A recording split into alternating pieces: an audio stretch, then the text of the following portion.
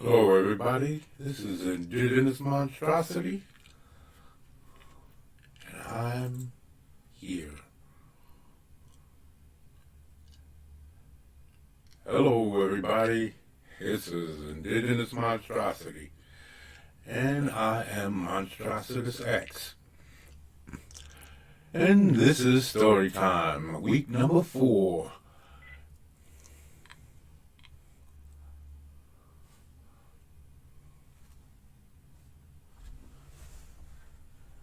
And we're gonna see what's going on. What's going on?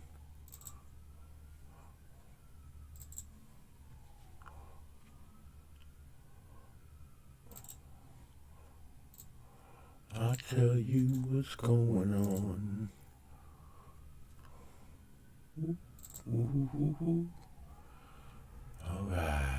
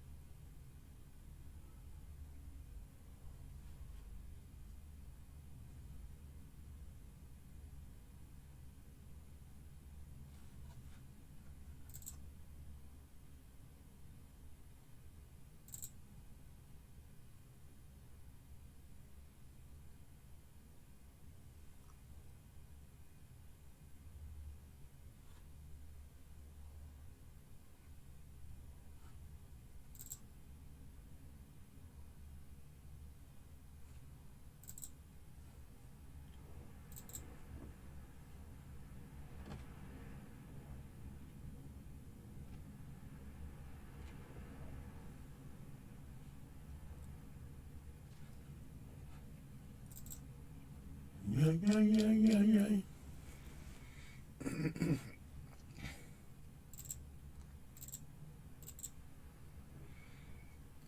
All right.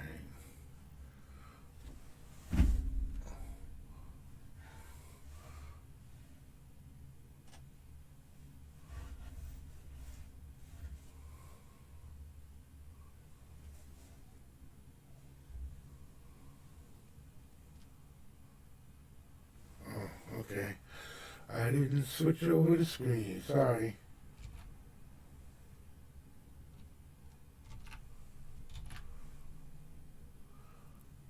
Let's see if that works.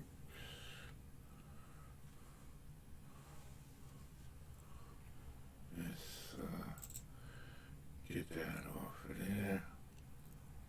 Well, that's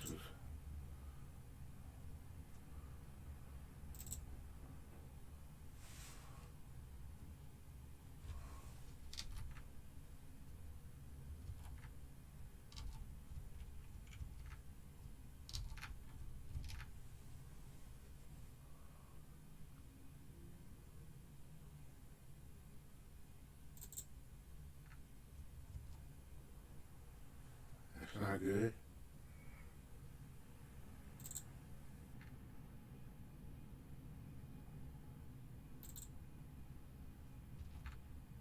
All right. Here we go.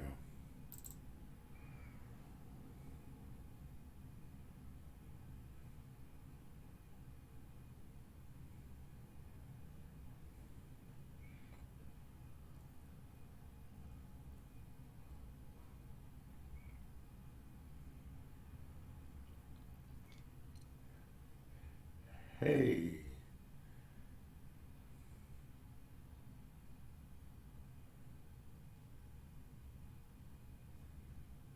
this what I'm supposed to see?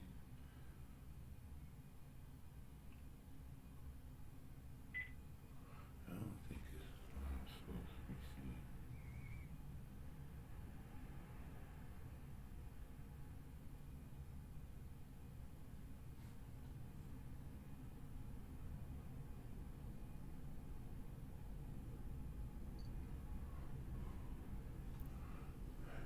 The world is seeing. And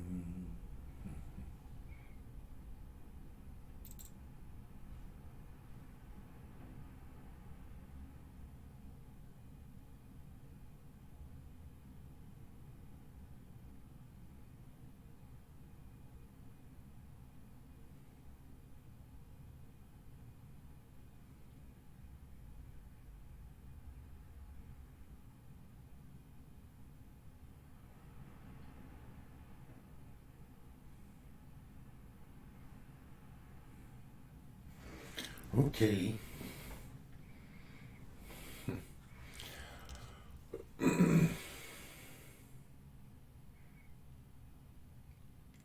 Hmm. I guess this is it. Let's see what I can pull off here. Well, I got the chance.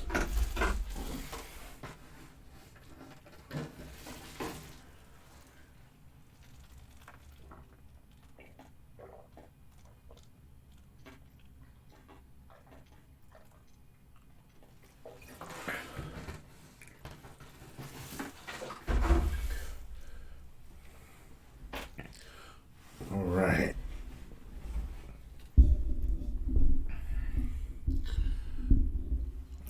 What else do I want to do? I want to work on this, but I also want to see. I was online trying to pack a fleet with your man with with my man John Malin, and so I what was that? So I was let me see. I should do all of these. Catch all of these.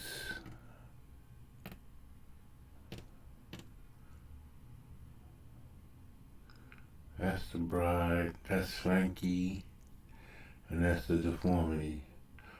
Oh, that's right. That's her head. Why can't I get them all?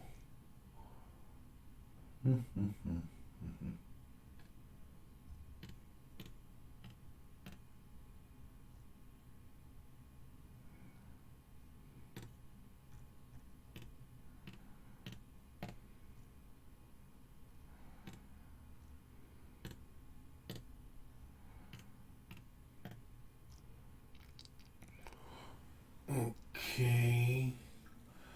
Let me see.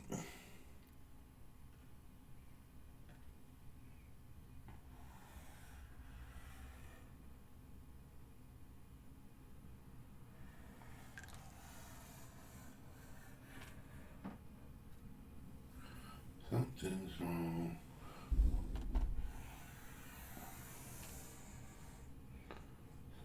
Something just ain't right. Hey, Al. Here you go. I see you. I see you. Hold on. Let me get you in here, man. Let me get you in here. I don't see you. I don't see you in the.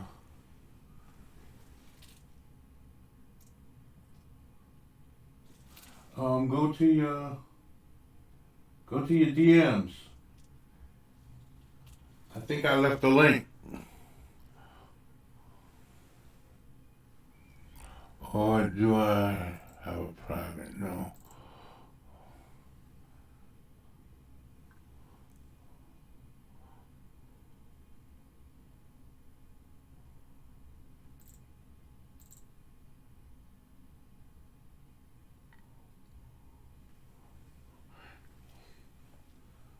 think I left the link in your DMs.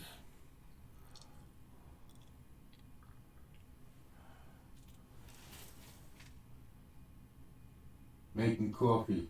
Right there. Okay. No problem. Alright.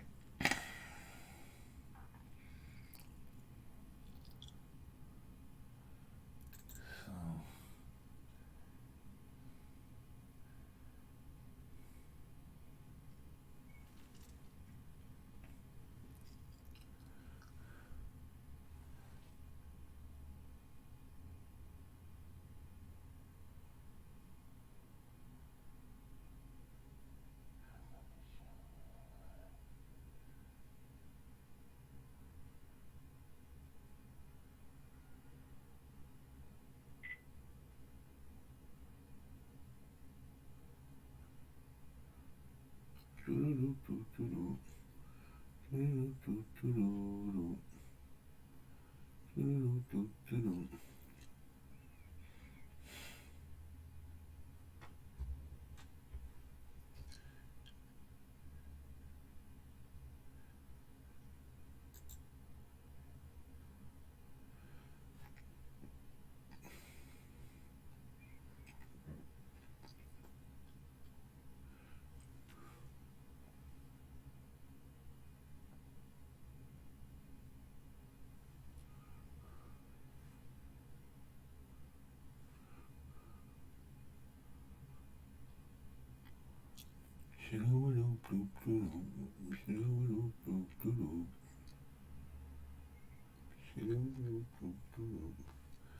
let me see the deformity.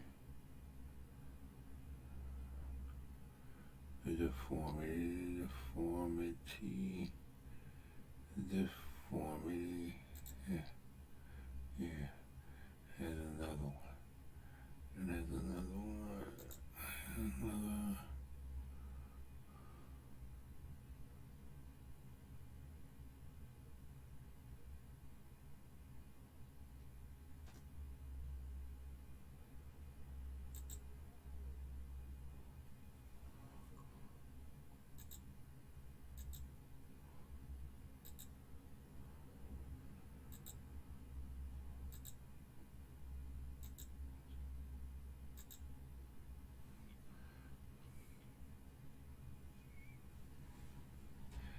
You see, and I'm checking for you. Checking for you. Okay. You ain't here yet.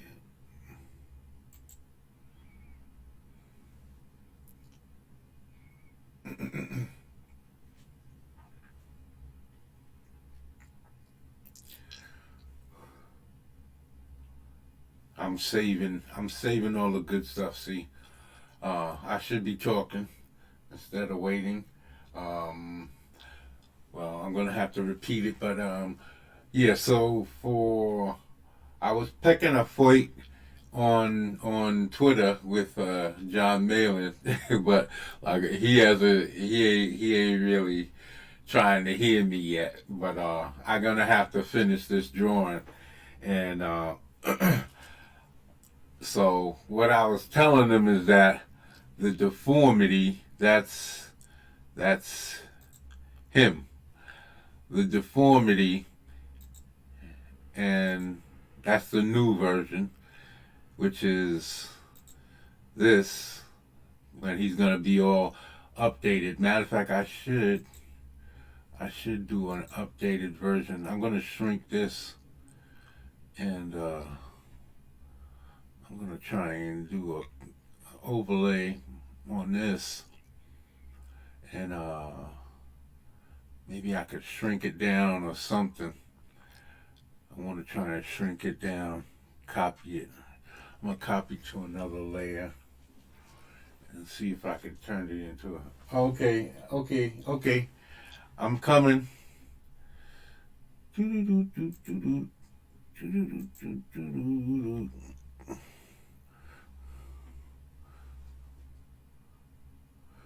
Where are you? Did you get the link?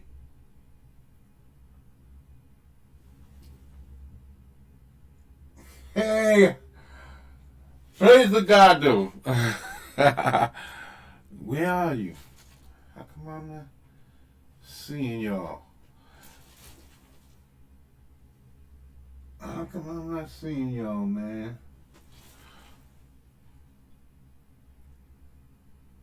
Did you get the link?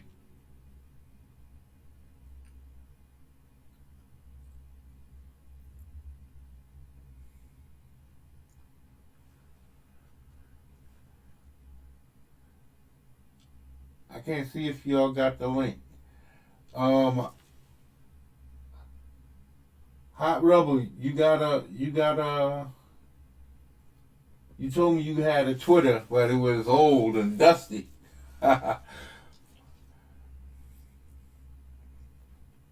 If you got a link and a setup, I'll invite you in. We could talk.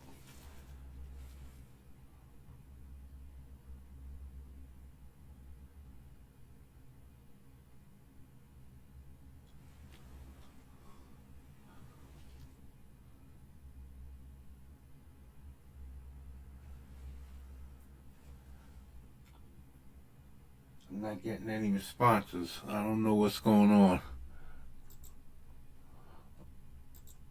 Okay.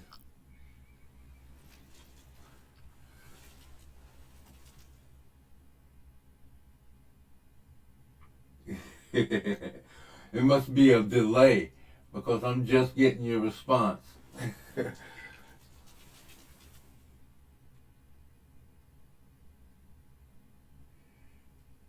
Yeah, send me a message so that I can connect to you, and I'll send you a link.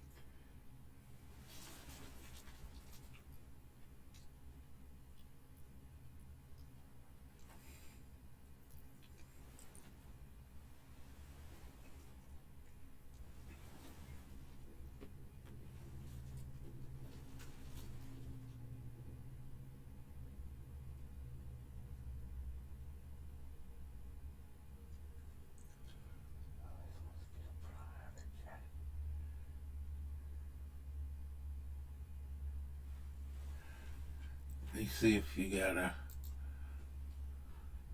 no messages yet.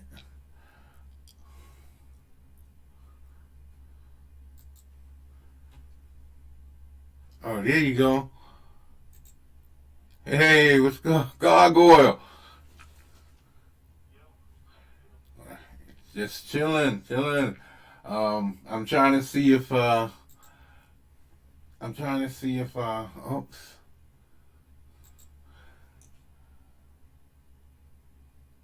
I don't think I was supposed to show that.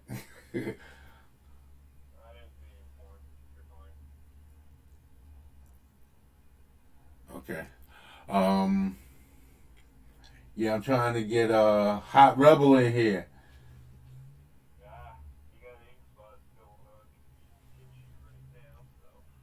Ink spots?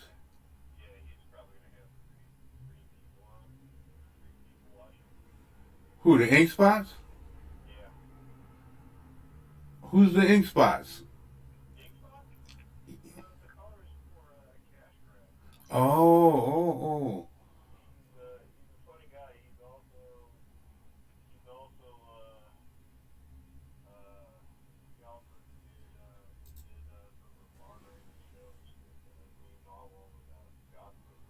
Okay.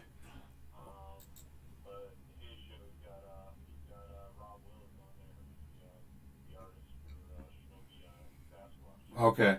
No, I'm talking about Hot Rebel. I seen him in the chat, and he's oh, okay. Yeah, I was trying to see if I can send him a link. He said he has a Twitter account, but it's old and dusty.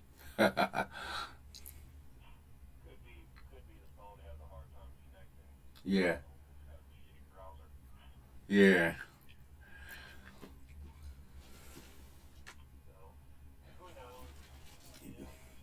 Yes, I was talking about how I was trying to pick a fight with John Malin, and with those drawings with the he said, what's my Twitter? Same name, same name. Everything's the same. Yeah, the thing I learned from John last year, the guy, your brother put on fire, the guy won't acknowledge it. He won't acknowledge who? John Malin? John Malin, he won't acknowledge it. And there was this one day, I was straight up telling him about YouTube. He said he can't hear you. Huh? Yeah, Hoth Rebel said he can't hear you. Let me do a microphone check here. I can hear you. Alright. Let me see if I can see if he's. I'm using a Beats headset. How's that? Um, I'm not getting no response yet, and Can you hear me now? I'm hearing you. I'm hearing you loud and clear. Like, I'll switch you in real quick. That is on my avatar. That's coming out. Alright. oh, there you. That's you. Yeah, yeah. I see you. Working? Alright. How's the stream? Can you see everything looks good? Me or Rebel? No, the stream, me. Cause I'm not sure if what I'm seeing is right. I used your this morning. Okay. Paper pencil. Yeah. And I've been in I haven't worked on the scene as much because I've been trying to learn clip clipping studio, Uh huh. whatever you call it. Yeah. Yeah, Clip Studio. It's interesting. It's gonna be a process, but it's not difficult. It's yeah. It just takes a minute to get through all of and really memorize everything so that it gets easier. Yeah. Lucky for me, I only work an hour a night, so you know, Yeah. I am drawing with utilities pretty much occasionally while I'm learning to get better at it.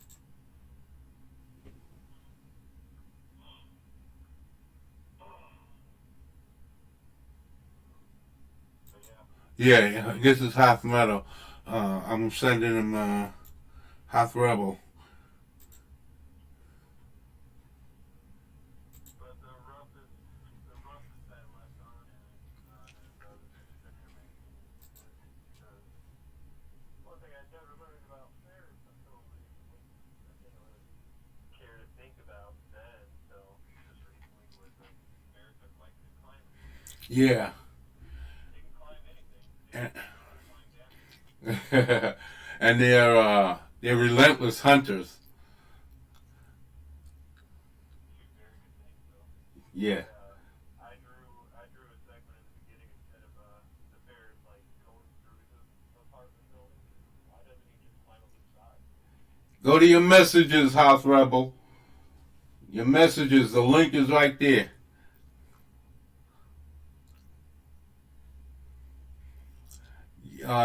You were saying? I'm sorry. Oh no, I was just drawing a segment of bear scaling building. Yeah. The parody building. Yeah, I saw what him. He looked like he was crawling along a shelf, a ledge. Yeah, I saw that. Kind of like scaling up to get a view of the room, just trying to rent out of a window. Yeah, There's block sticking out the door, so just that kind of kind of feel from the beginning of Midnight Run, but it's not Midnight Run. Yeah, I see what you're saying.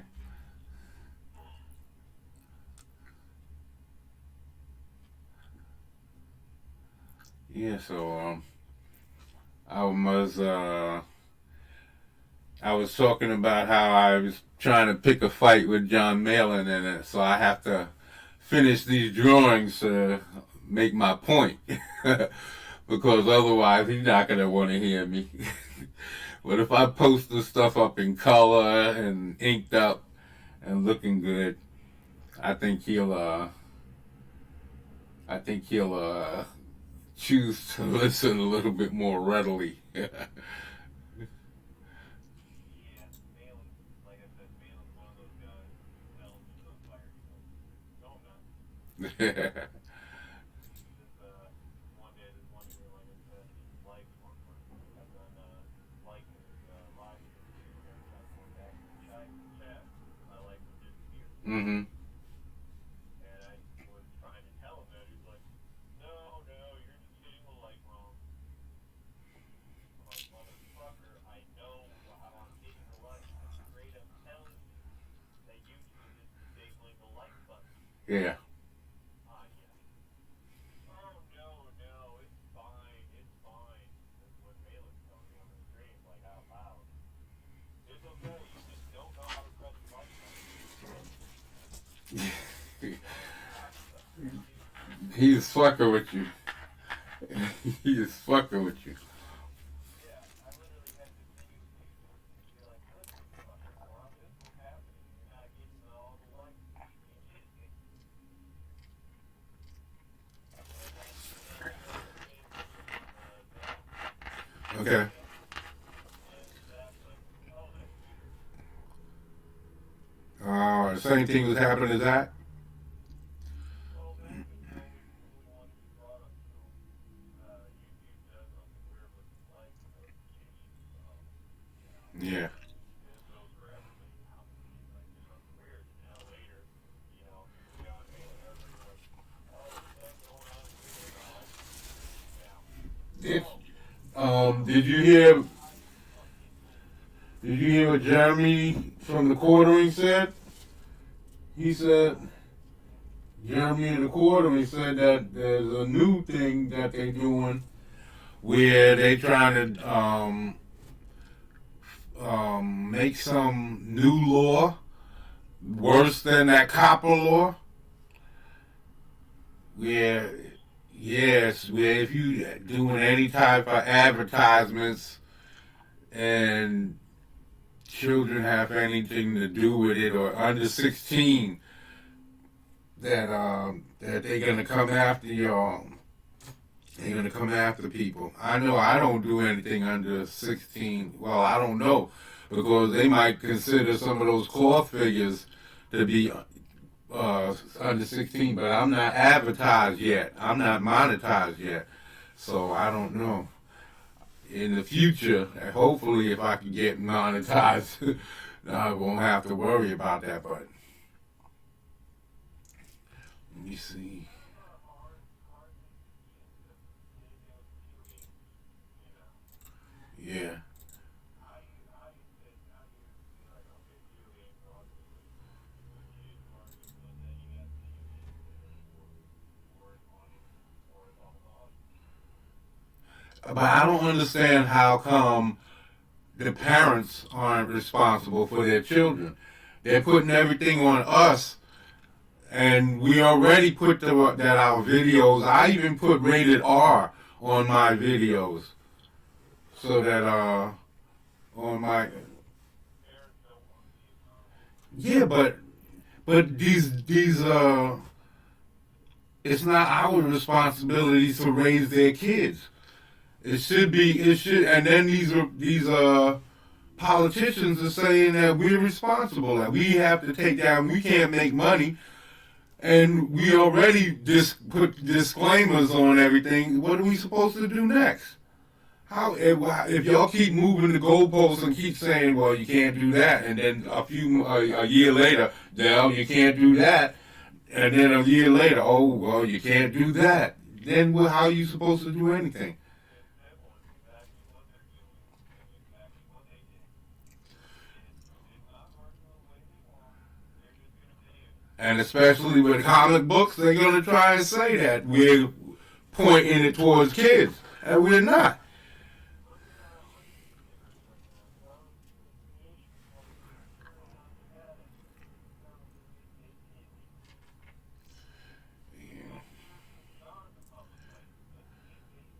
It's ridiculous.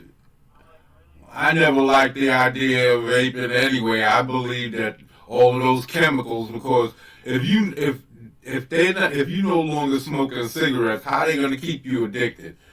So they gotta put those chemicals in there some kind of way. And now it's all chemicals because there's no tobacco, there's nothing. It's all chemicals. So I never agreed with that anyway. People said, "Oh, you can't smell it. It's just a smell." I said, "Yo, I don't want that in my lungs. I don't want that around me. It's worse than cigarettes to me because you can't smell it coming." Yeah, you.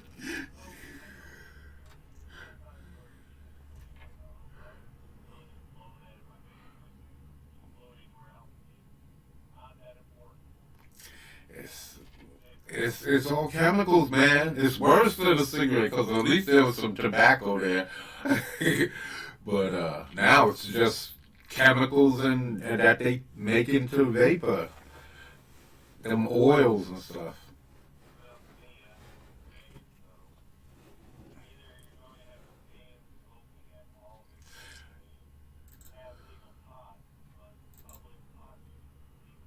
Yeah. Oops.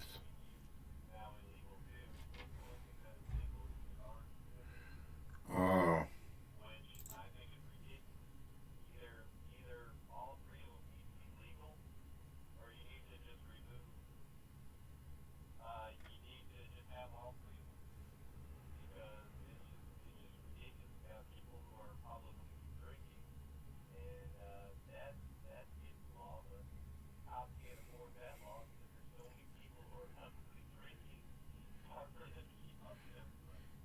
Yeah.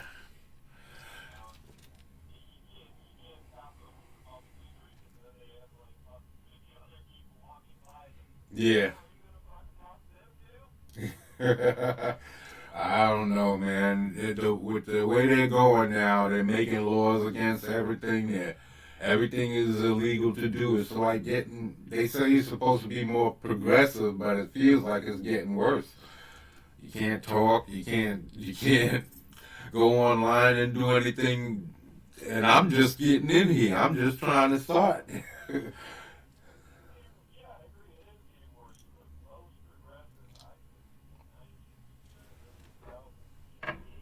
Yeah. Yeah, there's a lot more freedom. There was nobody telling you and looking over your shoulder and cameras everywhere, and it's way felt more free. I don't know.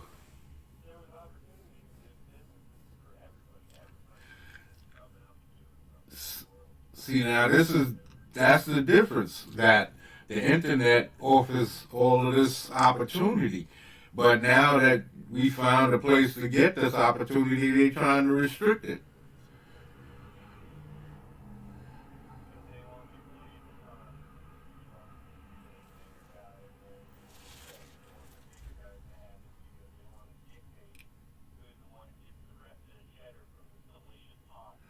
Yeah, well, they can't keep it all. You can't dictate, especially when you're not choosing to do the right thing. If you're not choosing to do the right thing, then I don't see how you expect to. I don't see how you expect to have this.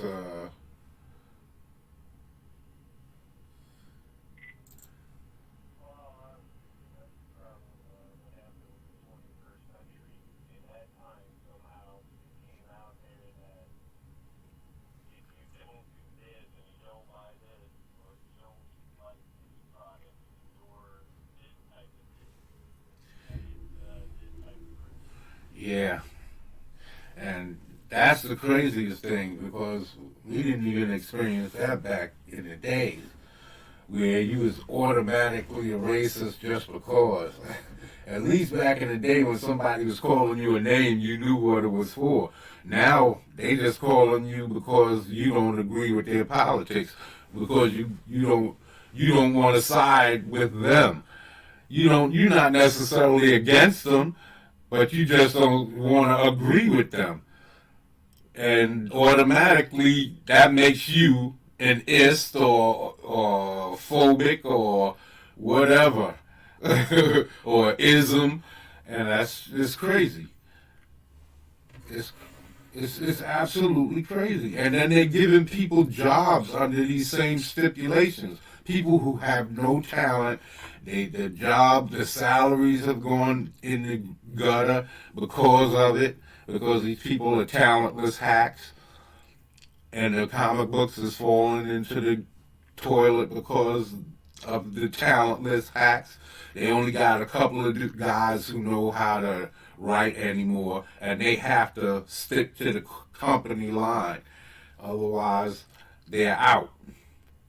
You have to push diversity. You have to pray to their God of diversity. That's what I made a video talking about. They brought back heresy because now, if you talk against their God, they want to burn you at the stake. You talk against diversity and they want to burn you at the stake. It's just like back in the 1800s. How can they say that this is progress? So yeah, so what happened to where you at, House Rebel? He I saw his account. I left him a link.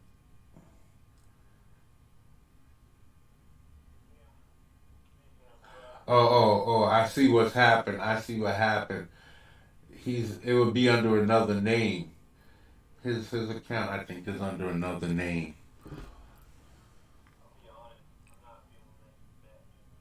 I'm not liking it at all either. I don't like the outfit. I don't like the actor. I think he's way too. I understand what Ethan says about um, that he'll appeal to the young girls because he's from that Twilight crap, but I think they should. I think young women like rugged looking men just as much as these effeminate looking men. And this dude, I don't think he makes for a good Batman. I just don't see it. Now,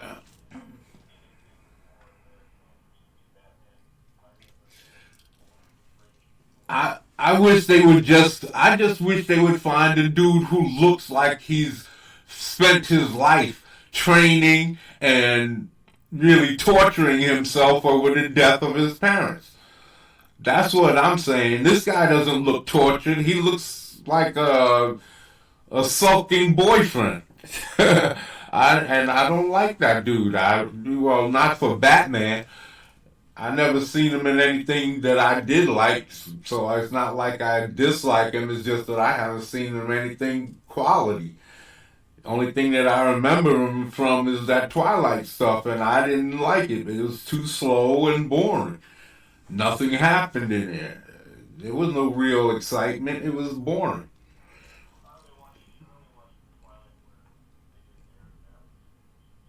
I watched all of them, but it was all boring because I wanted to see what it was about. I can't talk about it if I never watch it. So I would try to give it at least one try, and that was just something I had to force myself through it. What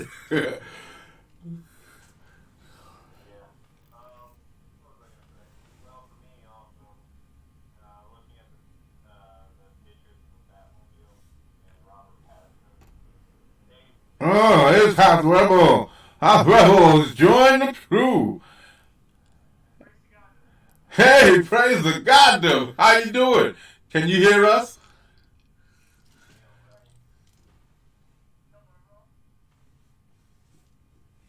All right.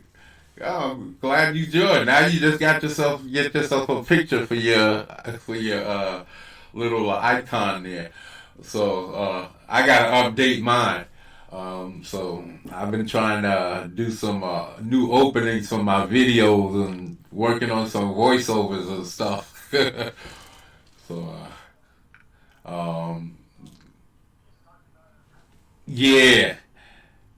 All I was gonna say was the latest Batman movie. It reminds me, if you look at it, read the script. All it is the art from the Miller Batman Year One, from what it looks like. They redusted up the script. That's why they casted Zoe Kravitz as Catwoman, because Zoe's Catwoman was originally described as Frank Miller concrete version of Batman.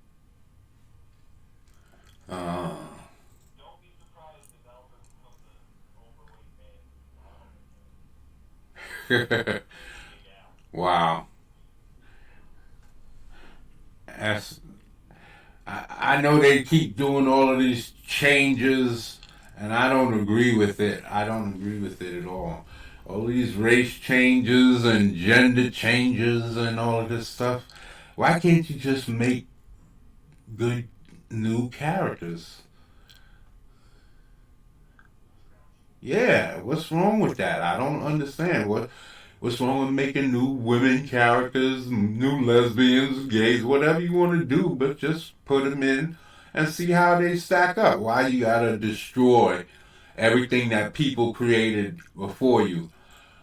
Like I was watching Shane the other day. Y'all ever seen Shane, that old cowboy movie? Ooh, that's a good one. Yeah, and in that you see what it's like. They teach your children what it's like to be a man and stand up honorably in a fist fight. I know that's a bad thing these days, teaching violence and stuff, but that's what you're talking about. What You can't afford to let your kid. exactly? Kids are gonna have to stand up. Teachers are not going to be there on the spot when somebody's bullying them.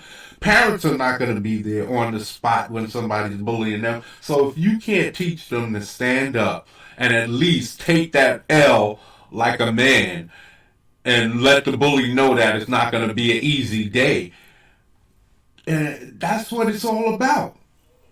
When you grow up to be an adult, Well, teach it them comes how from to the stand up. childhood. Yeah. Yeah. It comes from that childhood. Because if you don't know how to, if you wait till you 20, 30 to start learning, that's what makes you moist, and you still gonna be ineffective. You gotta learn it from a youngster, because that's what they used to teach us when we was young. Yo, you gotta learn how to stand up, represent yourself as a man. And now it's a bad thing to be a man. Is they talking? But in that movie, they also show you the kindness, how a man will help each other, how they was helpful with each other, and how they was generous and thoughtful, and all of these things. It wasn't just about fighting and shooting and killing. And they make it seem like being a man is only about this brutish behavior when it's not. That's only a part of it. Toxic masculinity. Yeah, All that stuff. and it's not. That's just one part of being a man. How are you supposed to protect your family? And you see some of these videos that some of the guys have out that they're making laws given the job that the man used to have. Now we gotta pay in order for women to be protected when the man used to do that very same thing. So, in order for the woman to be without the man or to get rid of him, in so to speak, it's this whole. Well, to kind of piggyback on what you said, and obviously I work in Vegas, so you got or Nevada, so we got prostitutes and strippers engaging in sexual favor working for them. Hmm. It's like this: you choose not to work in a legal brothel because you're so greedy about your money. You decide to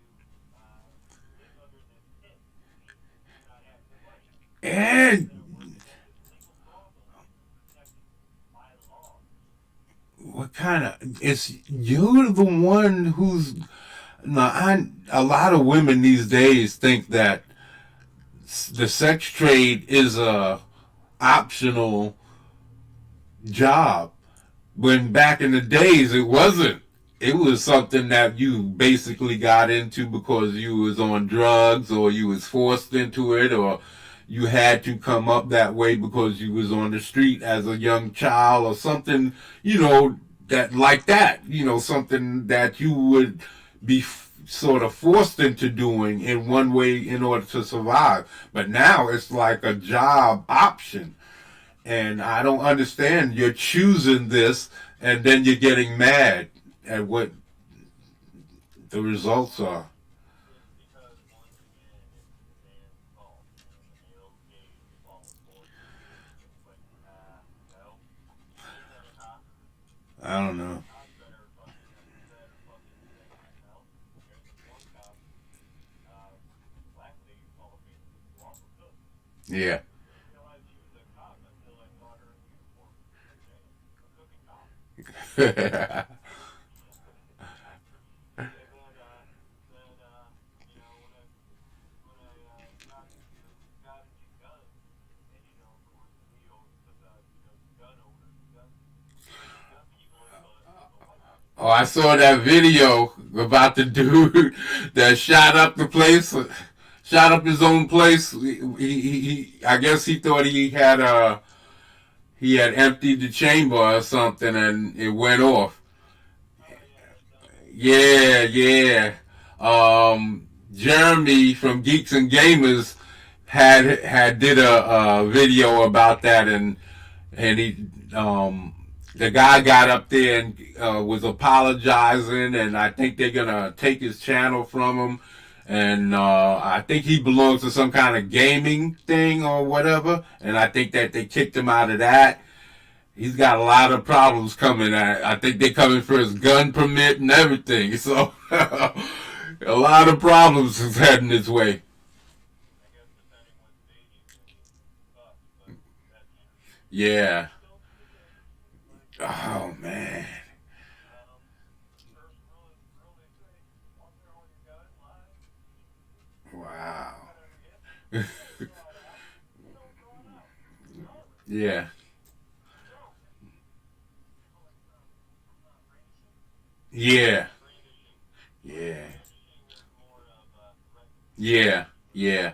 Threatening somebody with it, but, I Well, if you got it out, if you got it out, especially if it's supposed to be holstered or whatever, jacketed, and you got it out, they can say that you're brandishing. Well, I've shown my guns on channels of Bombers Quest before. Oh, that's on the channel. But I'm talking about when people are in the immediate area, you're going to have people that's going to say, yeah, he's crazy. He's got a gun. Yeah, Yeah, so, yeah, but even when you're in need, that tough feeling that you have. yeah. So I was talking about picking a fight with John Melvin. And I had this character that that I created years ago, and I don't know if y'all saw that video, but there was this movie. I'm grabbing them. There was this movie called Prophecy. Not the prophecy with Christopher Walken about the angels and the demons and stuff like that. Oh, doggy, big dog. What's that? A German Shepherd? We've been out there for an hour. Sound like a big Just dog. saying. Yeah, that's a big dog. Because he fucking runs in and out like an idiot barking all fucking day doesn't mean he's been out there for an hour. What kind of dog is that? German Shepherd. Yeah, it sounded like it. Hey, I grew up with German Shepherds. I know German Shepherds. I've had like at least 6 of them when, from a child up to my adulthood, and then I changed over to Rottweilers.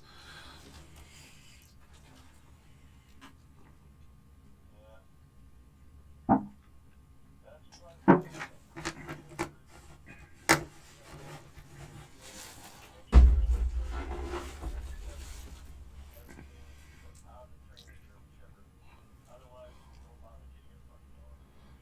Yeah, well, you gotta know how to treat a dog.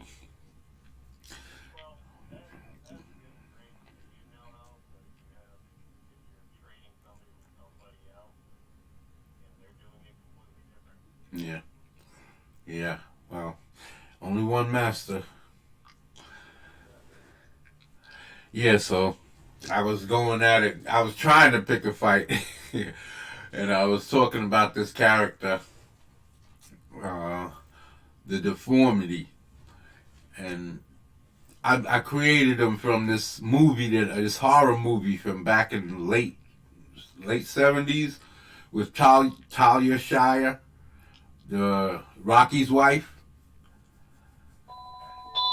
Uh oh. I don't know why they keep calling me right in the middle of my stream. I think they did the same thing last week. And it's probably just nobody. Brooklyn, NY. Call from Shut Brooklyn, up. NY. Call from Brooklyn, NY.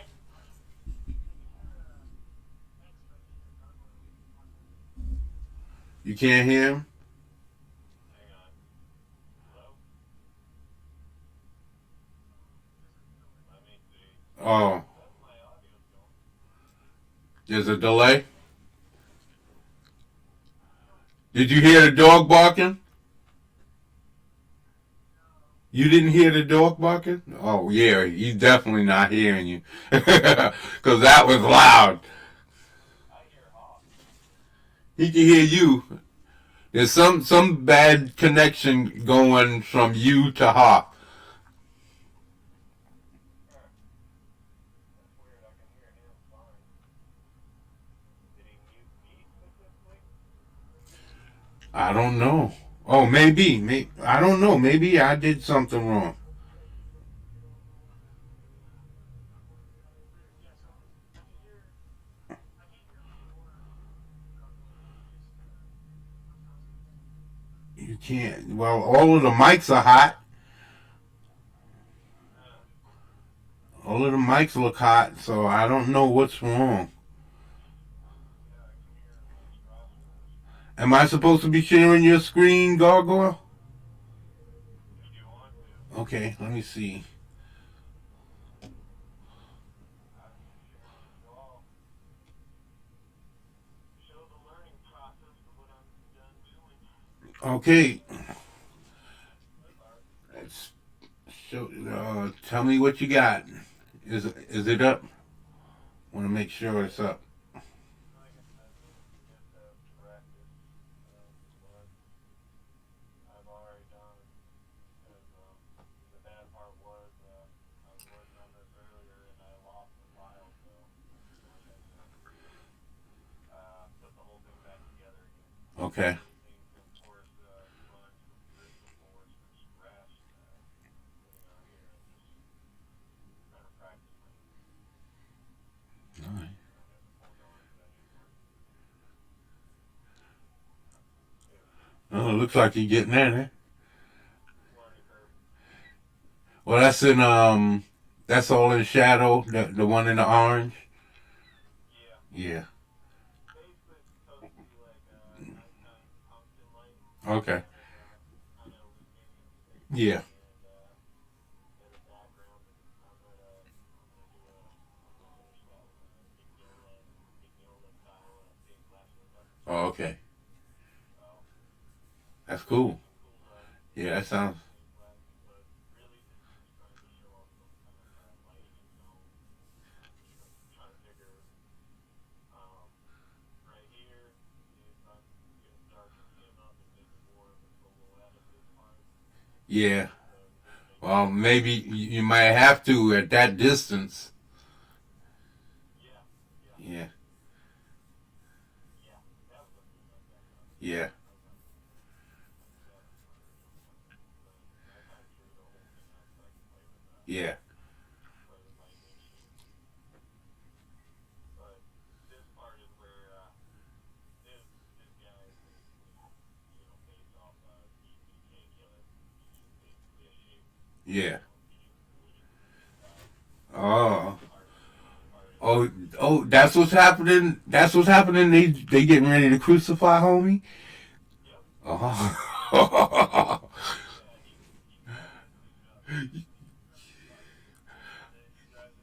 you know I saw that cross. I saw that cross there, and I didn't put the two and two together.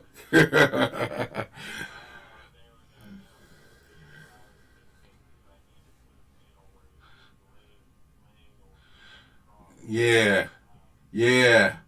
And how? It's only one dude putting them there, or it's a group of guys. And what they beat? He already beat him down or something.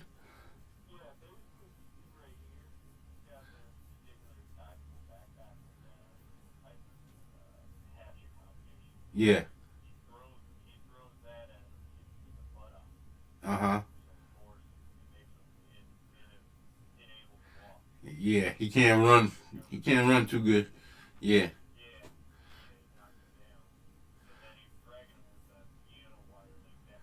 All right. I got you. I got you. And then he gonna nail him to the cross. All right. Or he gonna drill him. Cool.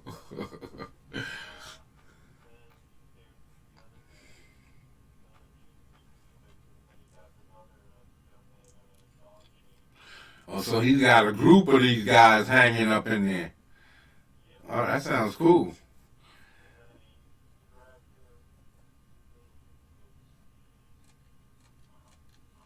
Yeah, didn't Dexter do something like that in one of the seasons? Didn't Dexter do something like that in one of the seasons? Well, not Dexter. One of the guys he was going after.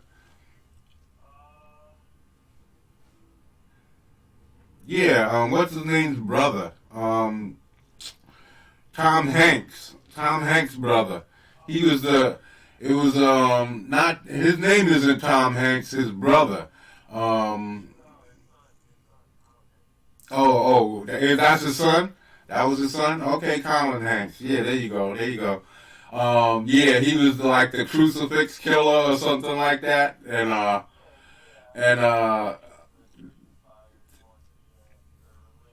yeah,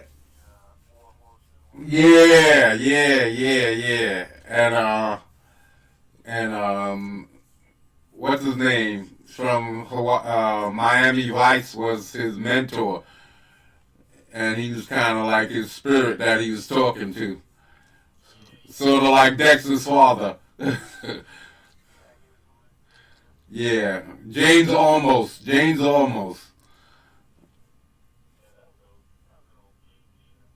Yeah, I liked them. I liked all of them. I got all of them on Blu-ray. I got them all.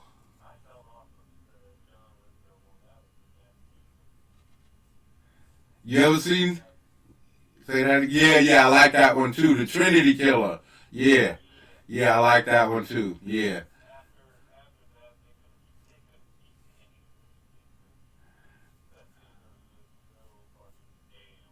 You still can't hear them, Hoth Rebel?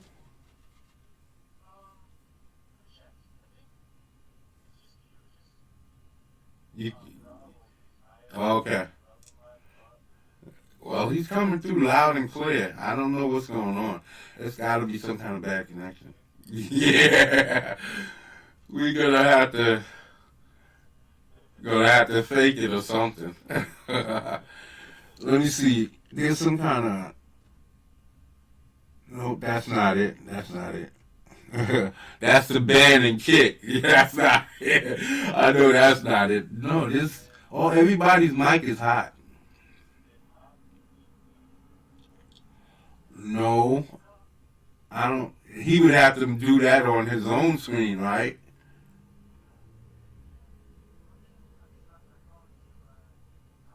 Okay. Oh yeah. Okay. All right.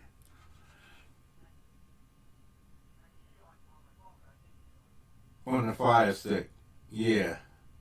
Well, I don't. So I don't know if that's how that's playing on online either or over the stream. It should be coming across.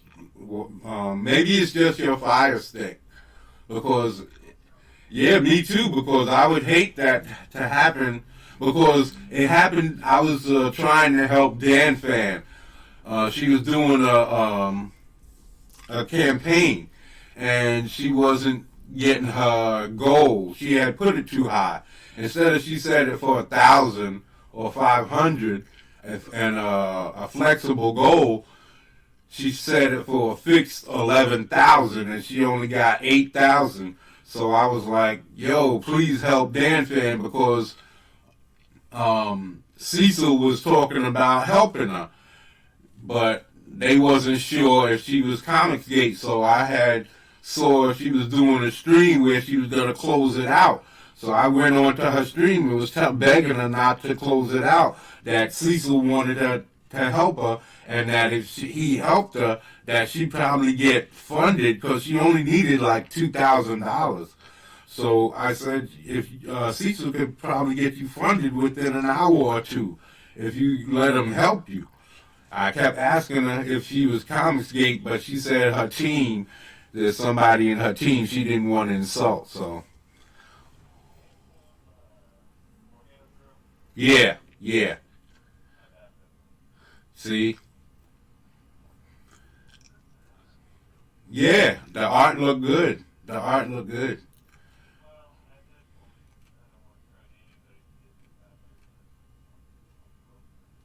Yeah. You know, I was trying to help her out. So during that video, the sound, I thought I could hear her talking clear in my headset, but after I played back the video, nobody could hear her voice, and it was so. That's what I'm saying. I can hear Gargoyle plain and clear, but maybe something might happen, and then during the playback, nobody can hear anything. I don't know.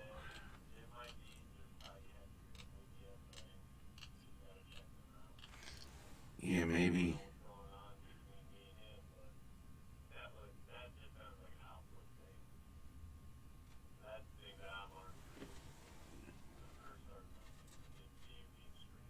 Yeah,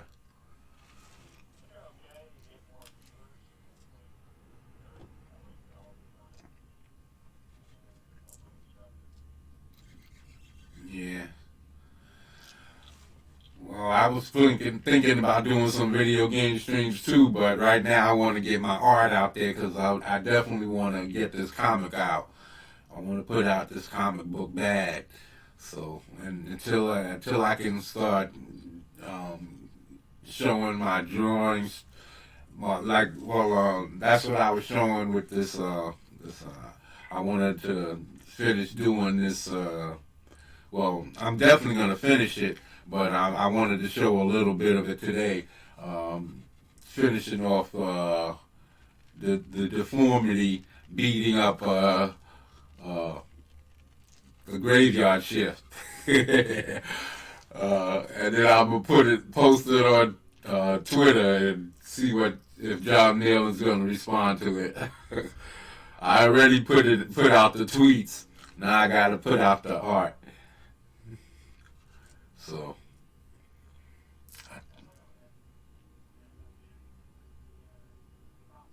yeah, yeah, yeah, yeah. Yeah, I remember seeing that back in the day in the movie theater. I was like, daggone, that was a crazy movie. It was crazy. Imagine that Mercury getting into the genetics can create that type of a deformity. And, oh, that was crazy. That was good. The kid that got killed in the sleeping bag. Oh, that was crazy. That was one of the better kills. Yeah, the bear was chasing people down and just slapping them around. It was crazy. He was like 15. Yeah. He was like 15 feet tall. He's huge. But it was just a mother bear trying to protect this young. So that was a great. Go ahead.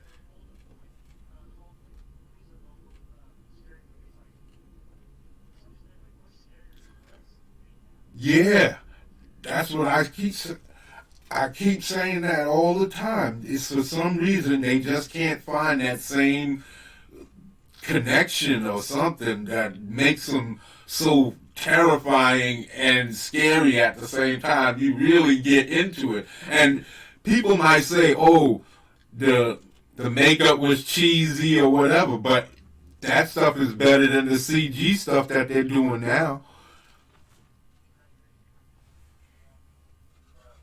Yeah, I think because ever since everything went to digital, nobody really cares about the traditional value to cut failure.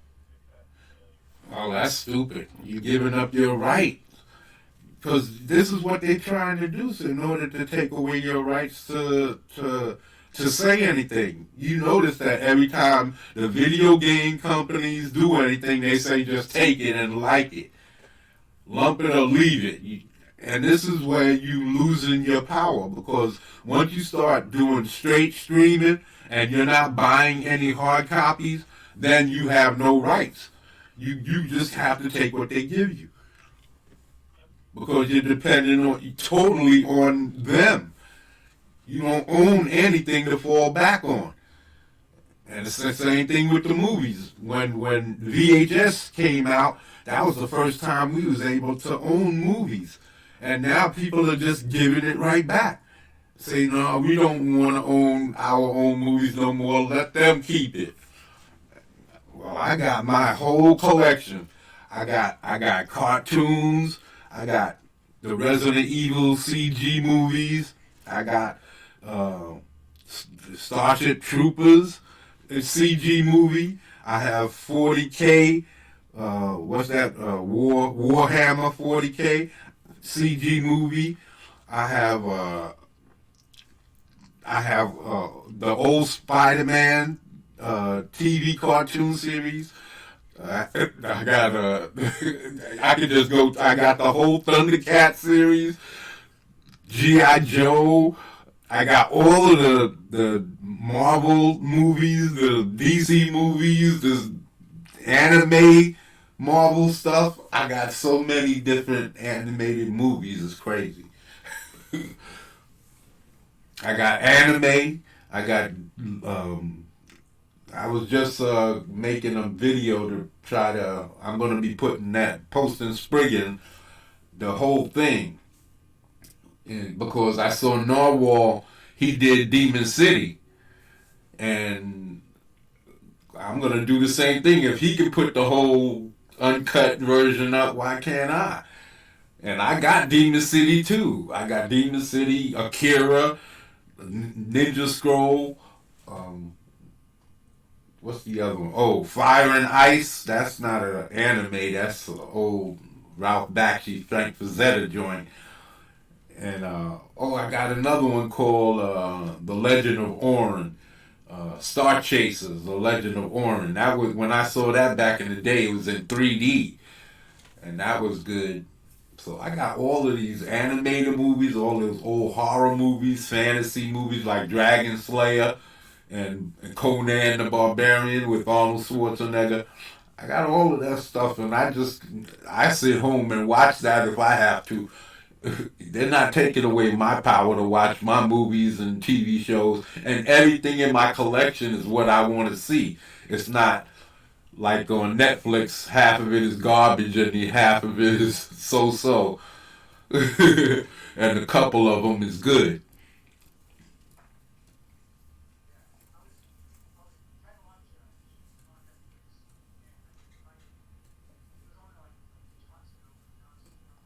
You see, you totally have to depend on them. You have to depend on them. That's if you don't buy your own copies, you don't have no power. I hear you. I hear you. Check, check. Mic check. You can't hear anything? Maybe it is you. Yeah. We can hear you. I can hear you. You hear him now?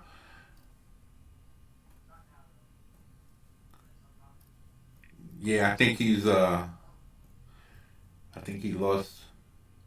Gargoyle, you still there? He can't hear us.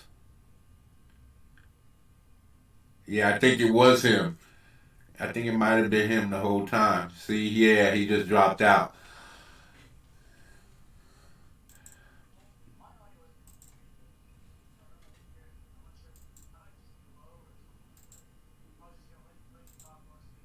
Yeah, I'm hearing you perfectly. You sound good to me.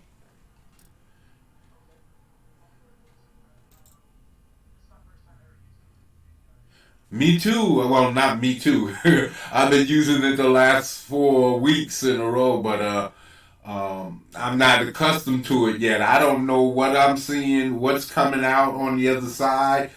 I don't know what's going on. I'm just really just winging it and seeing what if what I'm doing is right.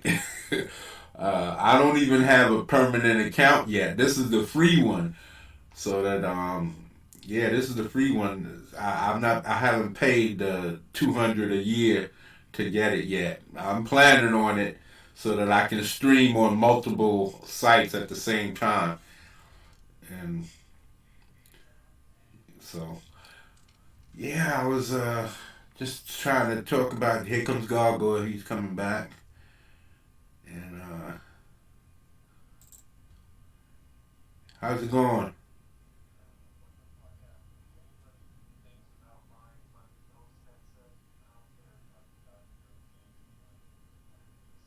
Oh, word. That bad. Wow. Well, that's what happens when you got those big companies and these expensive headphones, and they're no better than the $20 joints.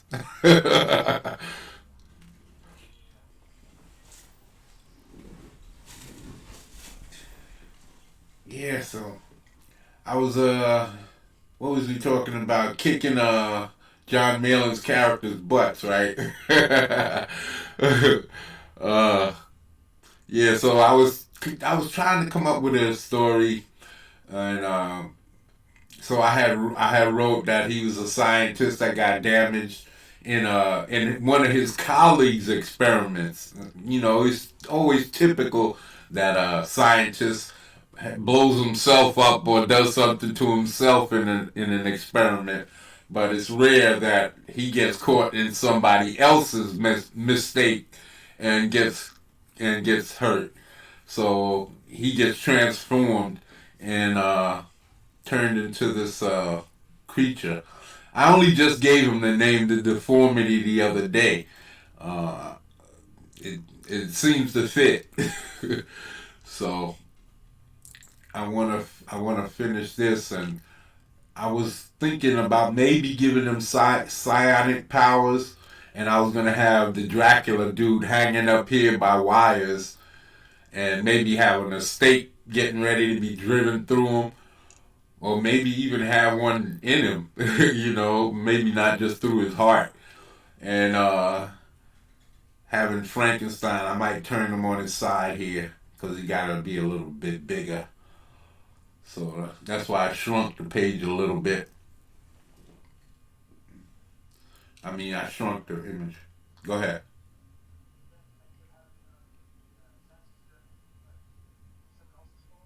Yeah,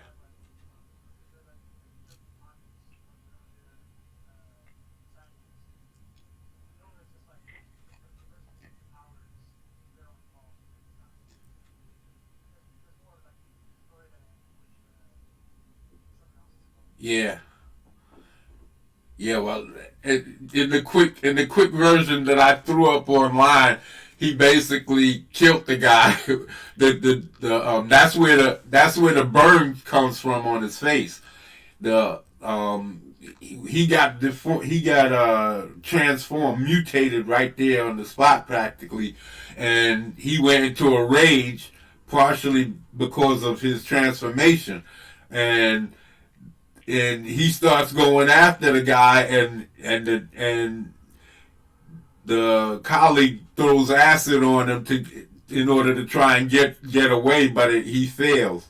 That's all I said. that he failed. So it was, I guess, insinuated that he got killed. And then I said that I had to lock him away because I created him almost 40 years ago, like 30 something years ago, and so I said that I locked him away, and security guards were talking about this corporation that creates monsters, and that's what I know happened with Graveyard Shift. They were put to their own experiment and turned into monsters, right? That's what John Malin keeps saying. So, because I don't have the comic book, I couldn't afford to buy all of those books, and if I would have bought one, I would have bought all of them. So, so yeah, that's my type. I like the superhero type stuff, and there's only a few of them that really have the superhero storyline, and that's Cyberfrog, John Malin, and Zach, and maybe one or two more. Yeah, Grayscale. Otherwise, most of the other ones are some kind of ghost story or monster story. Yeah, I don't know about Grim Reaper 2. I don't know if that's the one with the woman is the artist. Yeah, the husband. Yeah, the husband and wife couple. Yeah,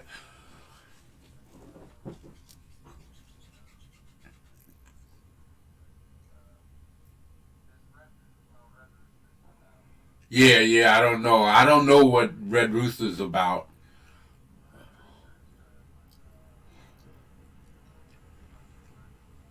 Oh, okay. Well, that sounds like it's a superhero comic. But I hear the guy's not delivering. That he's kind of really, really late.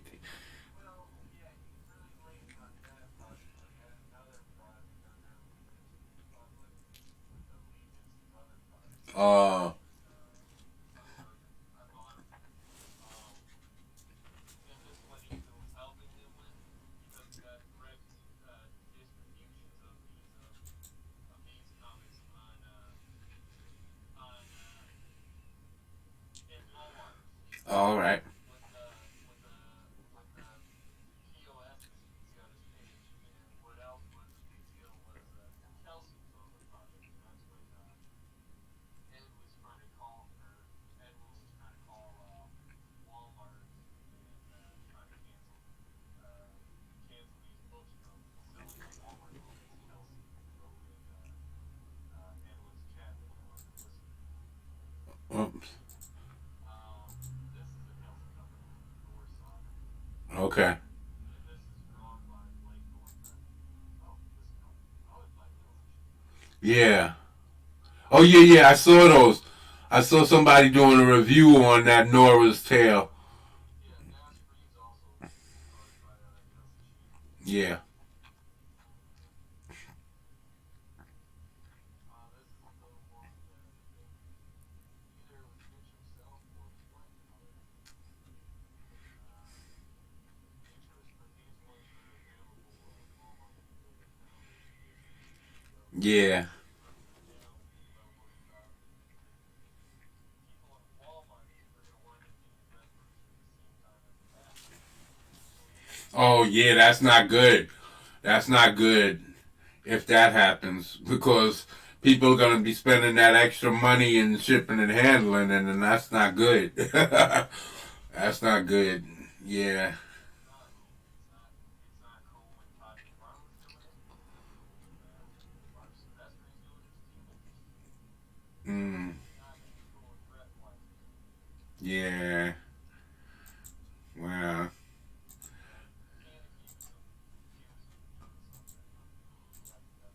Yeah.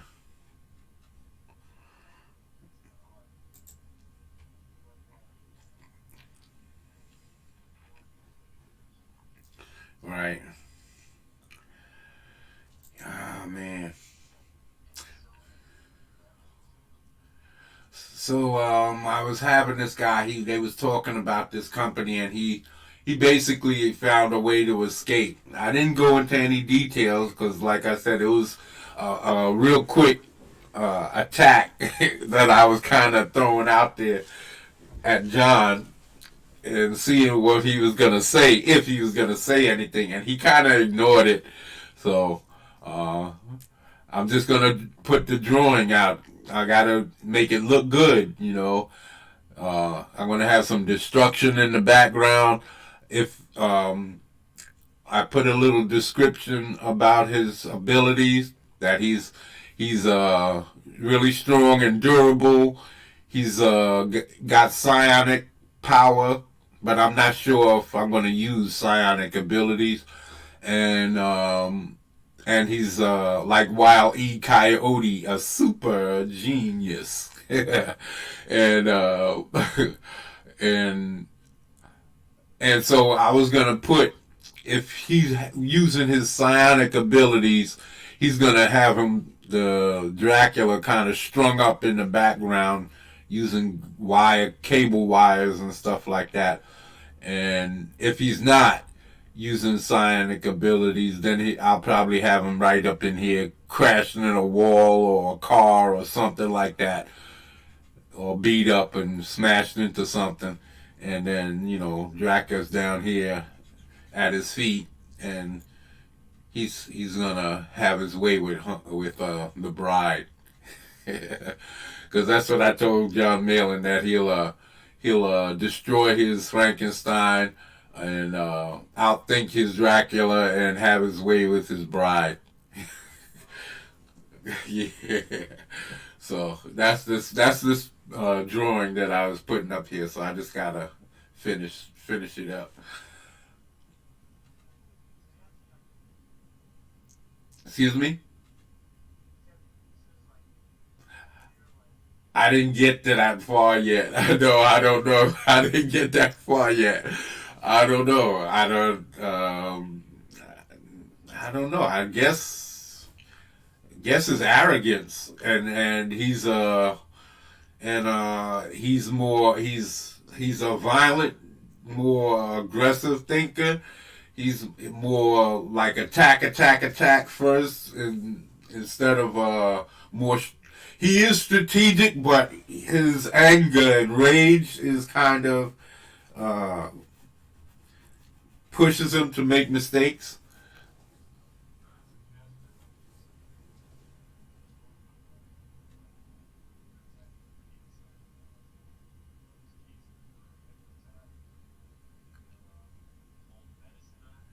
Yeah,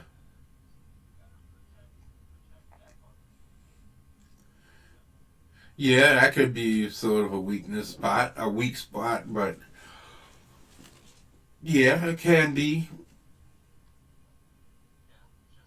No, I'm just trying to consider because he's been around for like 30 years, and but he has been locked away. So I guess I'm letting everything kind of push through my brain and let it see how it comes out on the other end, because he's been around for a while. Yeah, it's not like. Go ahead. No, go ahead. Go ahead. Go ahead.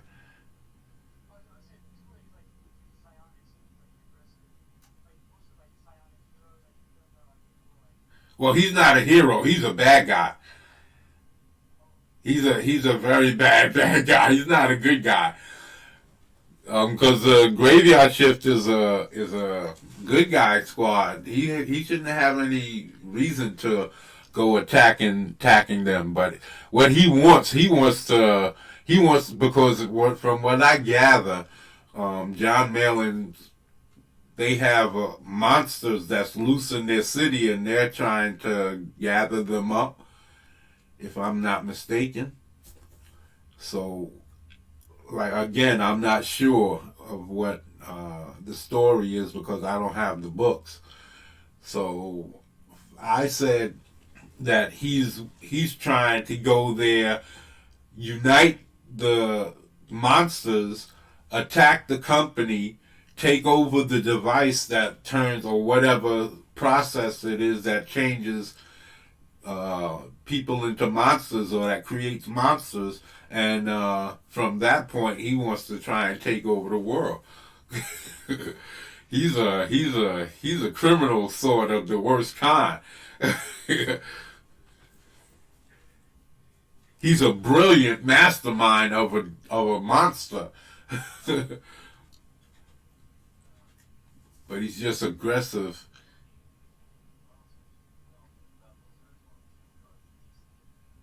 Cartridges.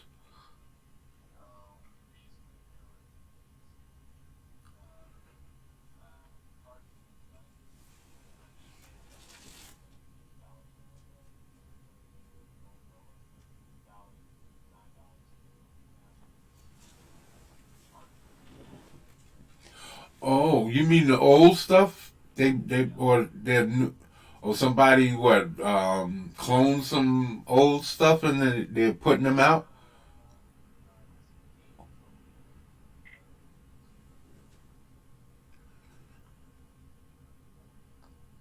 Oh,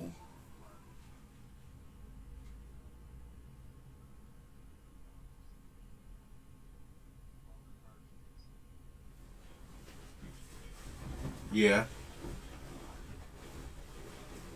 Okay.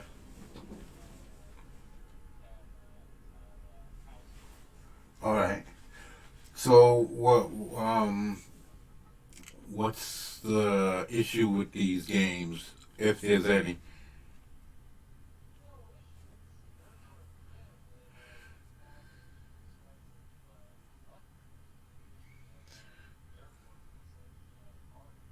Well, I would try and get a part of that. You see what's happening with his campaign, right? His the Bigfoot bill, Bigfoot, yeah. It's not blown up. It has blown up. Yeah, I seen it jumped up from 80. I mean, from 73 to 78, but I think it stalled out after that. Yeah, yeah. But from what I understand, a lot of that's going to be shipping and handling because of how heavy the books are.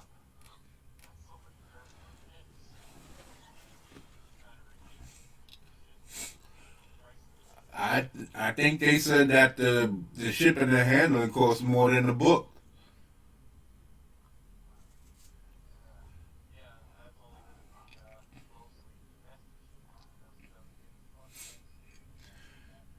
Wow, it's crazy, man. That's what I don't want to do. I don't want to make those kinds of mistakes, man. That's why I pay attention to everything these guys say. Every time somebody puts up, I was watching Mr. Post, Adam Post, and his launch. He had a launch at 1 o'clock, and I was watching him until story time started. And I watch everything these guys say because I want to bring out my book in about a year or so. By the end of the year or next year, this time, I want to have my campaign up. Yeah.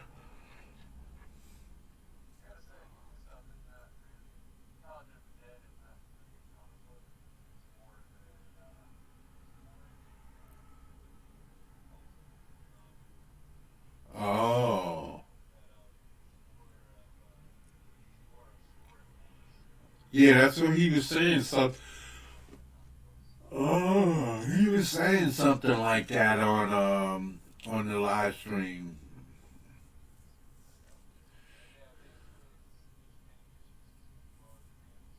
Oh, I didn't understand that.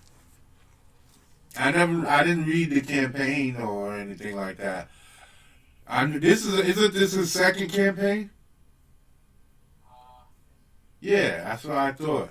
I didn't read the first campaign because I'm not really into zombie books.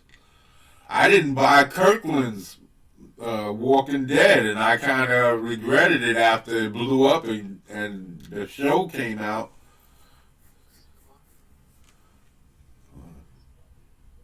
Yeah.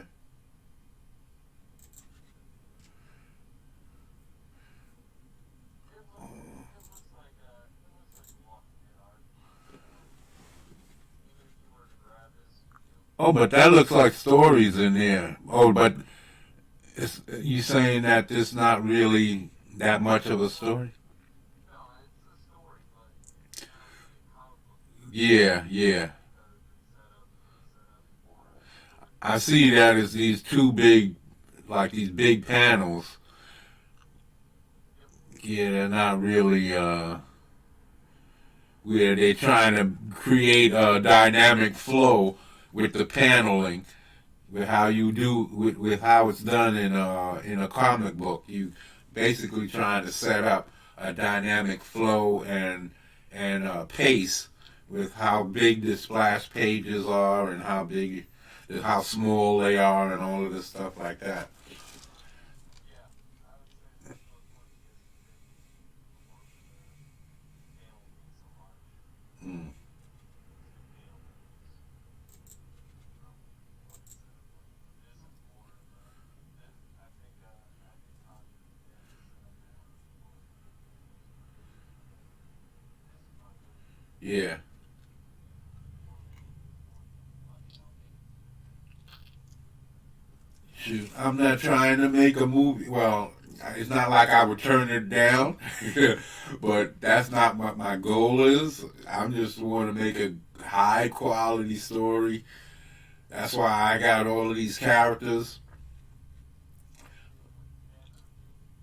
Yeah, why not? You just have to. You don't know. You don't know what property you have and it would appeal to. It depends on if you know that your story line is not going to be appealing to certain people. it's not that it wouldn't be appealing to people.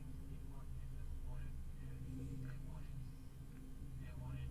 Be acceptable with mainstream Hollywood producers and mainstream movies. Oh, If I did it independently, I could do it on my own. yeah, Like it'd be like one of those old style movies that kind of set with like action comedy. yeah, And pulled out kind of. yeah. Which one? Serpico? Yes, yes. Oh, I love that. I got shot in the face with a BB gun, and everybody used to call me Serpico after that. Right under the cheek, right under my eye, just like Serpico. No, it's funny. It's funny. I was in the hospital. You just seen my brother trying to use a magnet to pull the BB out because he's got in trouble. My parents, because I had to go to the hospital and spend a week in the hospital just for them to put a little nick there and pull out the BB. Yeah. He was trying to hide the fact. He was stupid. He told me to put this dartboard up in front of my face, and I did it. I was a little kid. My big older brother. I put it up there, and I held it, and the the dartboard was just below my nose, and the BB hit just above the dartboard, and it could have hit me in the eye, and just below my eye, and just above the dartboard. So I could have lost my eye. Remember that viral video that civilian shot himself with his car? No, I didn't see that. I'm not that much of a online video chaser. Oh, this guy was like, yeah, this was right when the movie was doing its growth, and this guy stuck out basically shot himself with a smallish caliber handgun in his car Wow. so it could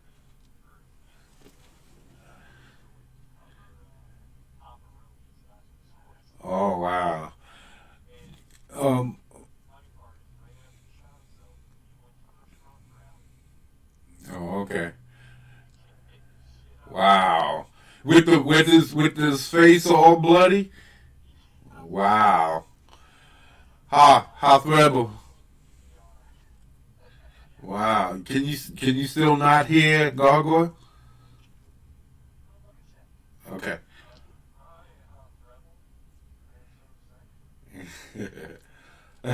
Ooh.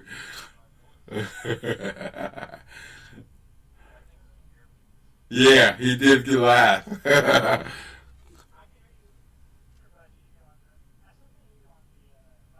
Okay.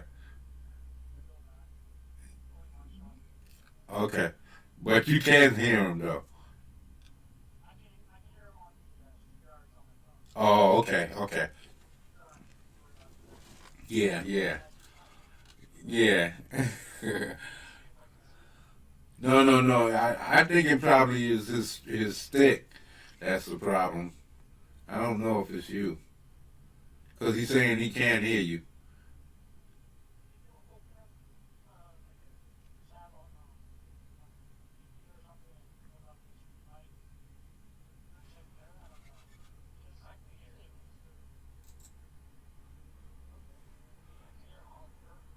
Okay.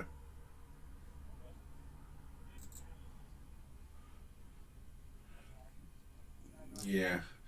See, if I had another monitor, I need to get a couple of monitors. I need to get like 2 or 3 monitors set up. That way I can just push things here and there and just focus on one monitor and I'll be able to see everything else that's going on. Right now I'm stuck with one monitor and I can't really see what's happening.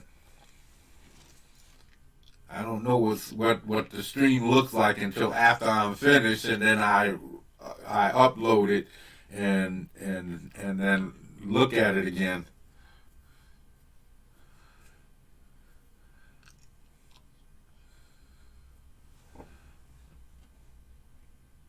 That's the only way I know what's going on. Because right now I don't have any idea. My computer is not set up for this type of thing. What's that? What's that? Oh. Oh. He looks like he's gonna do something stupid. What an idiot.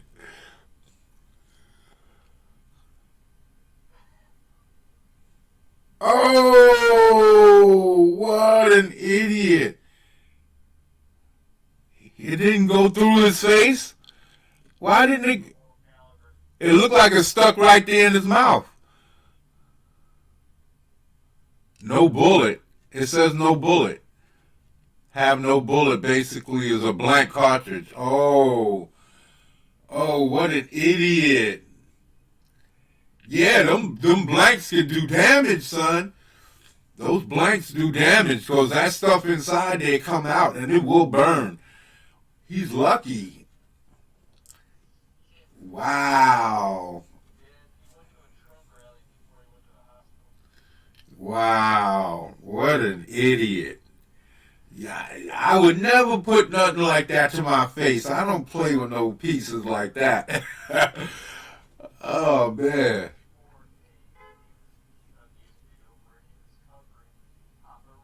Ah, wow. Wow. That's unbelievable. Wow. Man, and I thought the other guy was stupid. This guy. Wow. Wow. That is unbelievably stupid. I would never put a gun. I don't care if it's hot or not. If it's got live rounds, if it's empty, I still wouldn't play around with no piece like that to my face.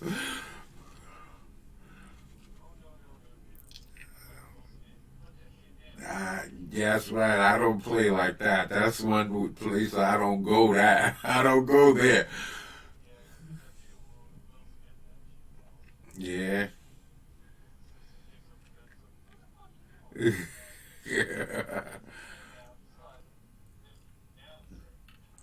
Man.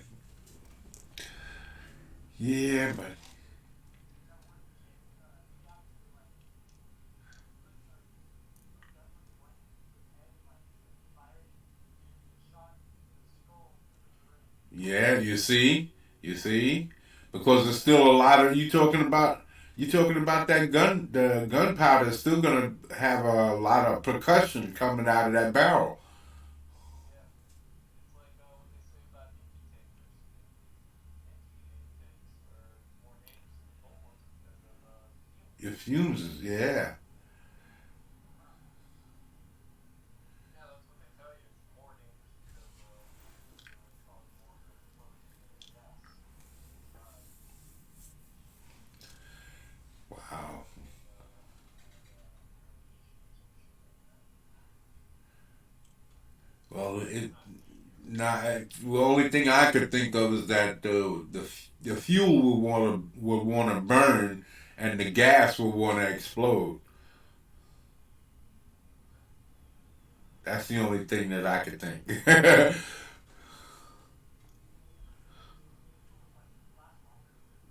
Yeah, it would be more of an ignition, type of an explosion is where the fuel would just want to burn, and where it might not necessarily, and it won't have as much oxygen in there either. With an empty tank, with those fumes, it would have more oxygen and more combustibility. That's in my thinking. I'm not a scientist. Something like that. Yeah. So I I had a How to save the DC Comics. yeah. Normal copy is to hand out free issues of like the Wonder Woman 40 coming out. Yeah. Hand out like free Wonder Woman comics on like Wonder Woman 40. Yeah.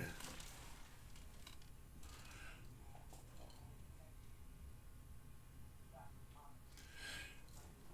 Kind of chuck. Well,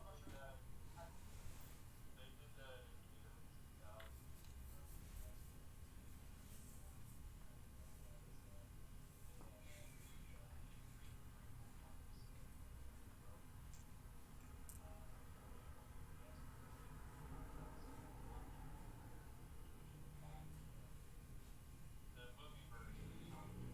longer, and it was like 2 years worth. They've done that. It's just spending money not really worked out. If you go once again, all about it's all about the events and being important. That's why the Star Wars index ratings were so important in the 80s when they came out because it was all about the event that turned out to be an event anyway. So we had movies coming out early in the season, like nerd ones early in the season. That was the big event. You wanted to be a part of that. Nowadays, every fucking movie has an event. yeah. We don't have that. We don't have that event anymore. I mean, remember when Halo came out and there was huge lines waiting at the fucking video game store? Yeah. We don't have that anymore. Yeah, people are too lazy to wait online. Even though I always thought that was ridiculous anyway, waiting online for something like that. And like after a while, they became people became aware, like companies became aware, like they were like, okay, if you go to this particular spot, we're gonna get this kind of trailer of all these kind of cool ass things in there. You got, have kind of a party, that's what it's gonna be about. Yeah, It's not like that for us, for any of us, for them. We don't have that. yeah, and the fact that people need to go and wait online for anything is ridiculous. It'll be there. You just be patient. You get it. It's not. You don't have to go waiting online to get things as soon as it comes out. People want to be crackheads these days. Too desperate to get product. Well, it's desperate to be a part of the event. They're that You're gonna miss out. Yeah, yeah, people wanting money from both sides. it's ridiculous. It's ridiculous to me. You waiting on line like that? Oh, this is too big. You gotta be.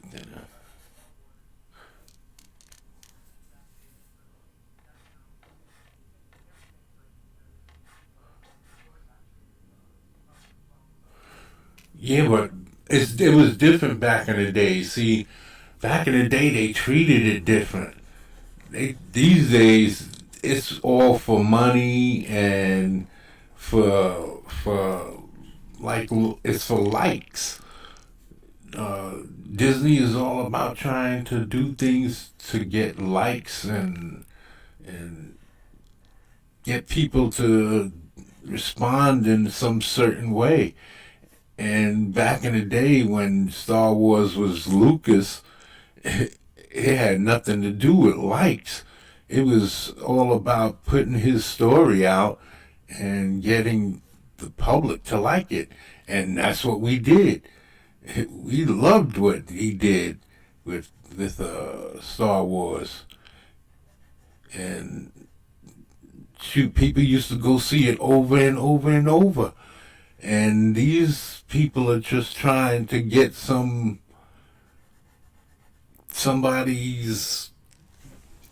somebody's agenda, and that's they have to take the agenda out of all of these movies.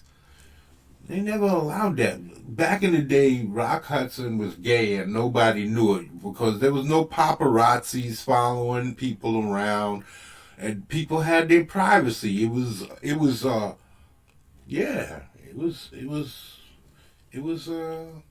something that people just did. It was honorable to lead them to their event, lead them to their own.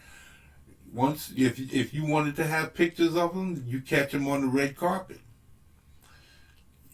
You didn't go to people's houses to catch pictures of them. Well, even in this, even that time, you actually had to be really killing it to be in those spots and positions. Yeah, You had to be meeting in person, so you wanted to make sure you could make something that was reasonable to the budget, and also came in at a reasonable time, and made profit for the studio. yeah. I mean, they just treated people differently back then. I don't know. Now everything is about clicks and likes, and it's different. The millennials' phones. It's not just yeah. It's not just millennials. It's people from before because it didn't just happen overnight. This something that happened gradually, and now you're seeing the results of years of people gradually being allowed to cry about stuff that there shouldn't be anybody crying about. Well, the only reason I say millennials is because I'm close generations to them. Because a lot of times my single mothers are divorced. Single mothers raised by boys. Boys raised by single mothers. Of course, there's now siblings. And, a lot of single mothers don't talk about their kids. Yeah, That's from personal experience. But yeah, plus lack of interest of actually going out and doing stuff and actually having skills to that. And growing up in our times, it's like why bother doing anything because if you're looking for a job, you're not 18. Okay, so you didn't graduate. You don't have a high school diploma. Okay, I got my high school diploma. You don't have any job skills, but you just told me I don't have X, Y, or Z to obtain job skills. Now I got X, Y, and Z. Now you want fucking job skills? Make up your fucking mind. yeah. Well, nobody gives you something for nothing. You're gonna have to learn. And then you gotta, after you learn, you gotta prove it. You gotta prove you know what you're doing. yeah, it's one of those things. So then you're in this generation where you realize that you actually have a job and sustainable income that you live for, you have to travel overseas. Hmm. So it's like, why the fuck do I have to leave my country to work the same wage I would have had down the street Yeah. with the same exact job that I can't even get in my home country? It's ridiculous. Like half the time, half the work I used to have to do being a truck driver is more money than going overseas and being a truck driver on that same wage. It's Hmm. but why do I have to do that? Yeah. Yeah, we should be trying to get businesses back here in this country. Everything is being exported. Even the workers. That's what I'm talking about. The work is being exported. There's nothing being made here anymore. And it costs us more money to travel overseas and just to be there for months and then have an empty house than Hmm. the money that I get to save for the trips I take. Yeah.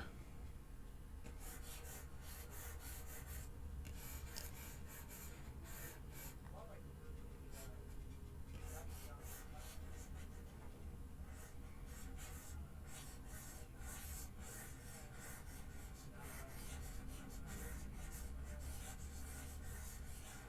I don't know to go too much over that.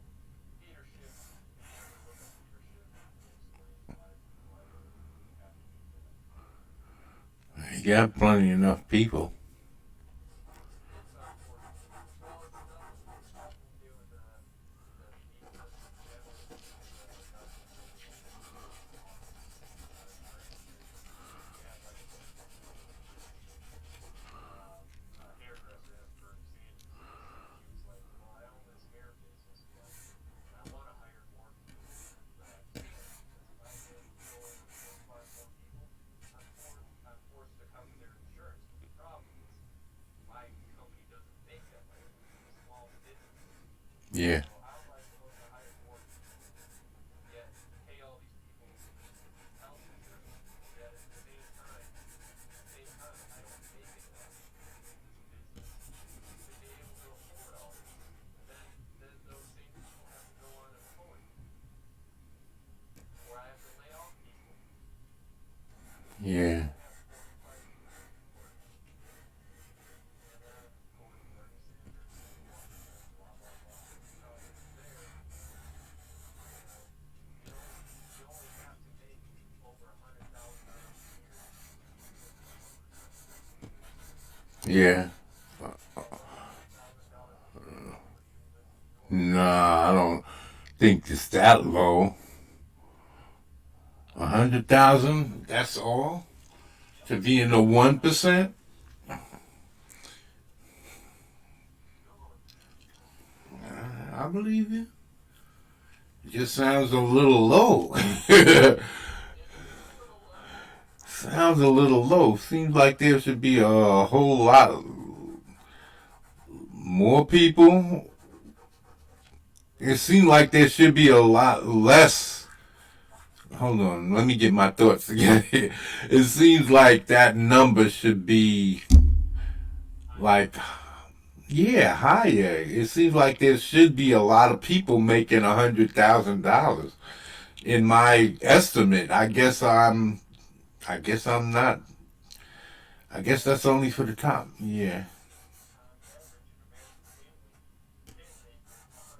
The average American family can make No, I'm talking about one individual, not a family. I'm not. I'm trying to rationalize this because I thought people made long loot like that in these companies where they made hundreds of thousands of dollars a year and then got bonuses and all that. Well, maybe I'm delusional in thinking that these companies is paying like that.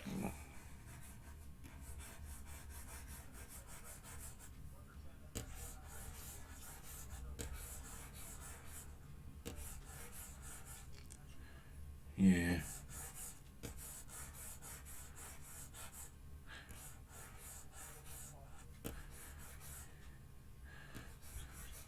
Yeah, you're going into households too. So say 1% of households, that's the average American family. but even if you're not, I'm thinking about all the millionaires and billionaires out there. I thought that's where all the money was. So then you're talking about hundreds and $100,000, and you're included in the 1% too. It seems to I thought that the 1% was like a smaller group with billions of dollars. Yeah, with billions of dollars here and millions of dollars. Like you would at least have to be a millionaire to be considered in the 1%. That's what I was thinking. So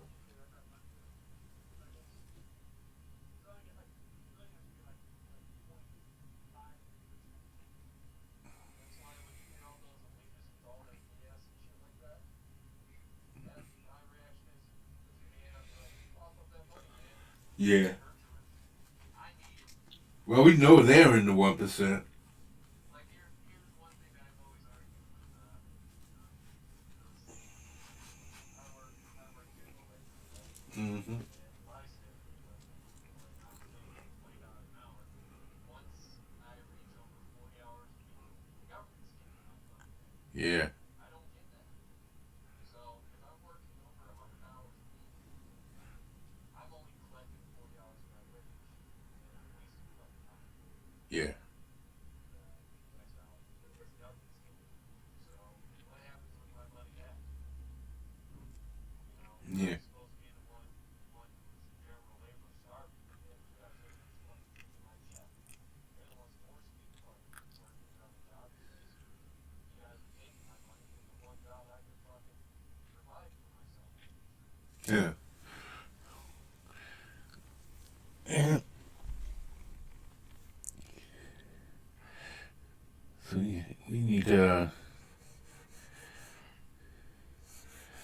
Hmm. I don't know. It's not the wage that's not unfair. It's the way how the government takes it that is way beyond figure that part out. Yeah, well, that's over my head. All I know is that you gotta do it.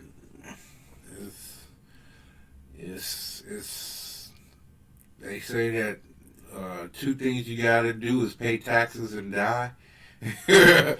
So I don't understand it. Uh, I can't really talk on it because I don't understand it. I just try to do stay my ass out of trouble. I hear you in that. Well, once we get our coin books printed out and stuff, we'll be good for sure. Yeah. Cause yeah, you better believe that I'm gonna be right there with my accountant, making sure that they take all of the taxes that they need because I don't want no headaches, especially if I can get a campaign like Golden Golden Eagle, Raging Golden Eagle. If I could get a campaign that goes like Raging Golden Eagle, I would be one happy individual. Because he is cleaning up. He is going to pass Bigfoot Bill. He is going to pass him and he's going to crush him.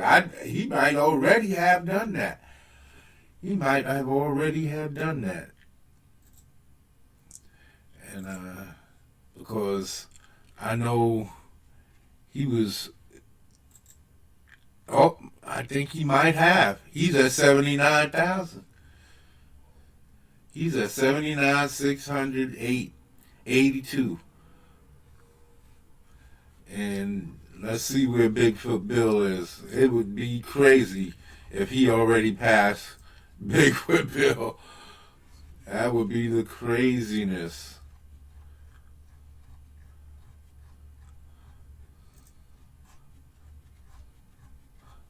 me see if I can share this. Hold on.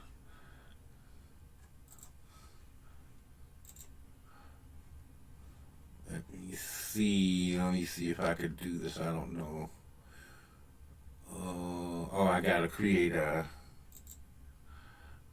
I gotta create a display capture, right? I think I gotta create another display. Another display. Okay.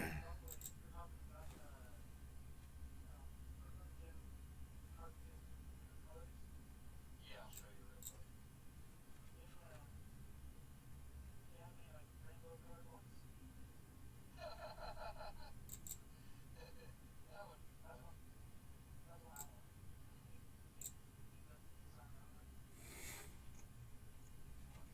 Well, what cracked me up is guess who was promoting my fucking videos? IGN, Social Justice Warrior, IGN. I'm like, really?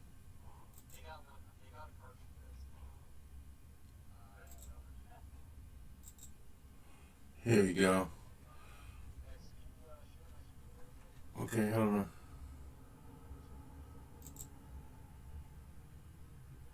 Let me see here.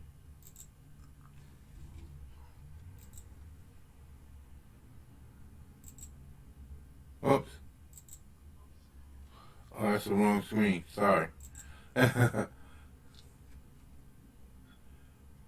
Yeah. So I found this out on IGN graphics, like the take one was machine. Mm.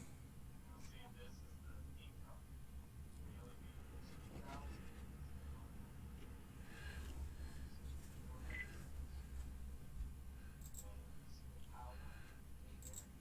They Yeah. got like 150 guys. So, and they're in random packages. You don't know which one you're gonna get. Even looking now.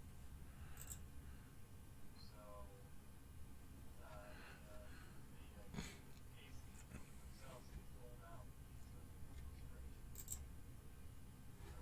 From the low thumbnails. So All right. it looks like I guarantee Take One was consulted behind this. Hey, he gotta make the money because I know that shipping and handling cost is eating into his profits. Yeah, it says it's got a premium mystery forward. Retro craft pack with surprises, custom packages. That's Daniel Snowart. And something about manufacturing retro gaming games and device. I guess got into it nicely. Mm. So, yes, Calvin will get another year. All right. And it's going live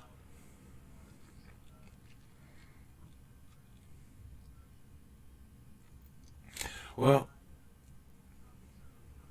yeah. Yeah. I don't know if I have ever got what platform was that for? All Sega Genesis exclusive. Oh, I didn't have. I have Sega Genesis, but I don't think I ever got Earthworm Jim. You should keep in mind. No, I'm not really interested. It's not like I'm not really that interested. I'm more of a shooter type of guy type gamer. I like shooters. I like pirate games, stuff like that. Earthworm Jim is not really my cup of tea. I mean, I remember it. I didn't play it on it. Yeah. Uh-huh. It's Now, if it was a difficult game, I wouldn't mind it. I like games that's challenging, but I don't remember ever playing it. I'm not sure if I played it or if I didn't. Yeah, Jim was yeah. Like I said, I don't remember playing it. I don't know if I did or if I didn't. It's just been a long time, so I have no idea. I know I don't own it, but at least I think I don't. I think think I don't. Oh yeah,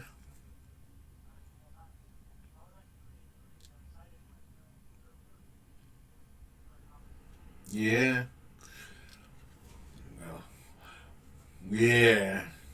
That's what I've heard. And then with his yeah, I well, let me share my screen here. What are you about to show? I was gonna show, try to show a clip of me, what's inside the cartridge. Oh, are we promoting it? So it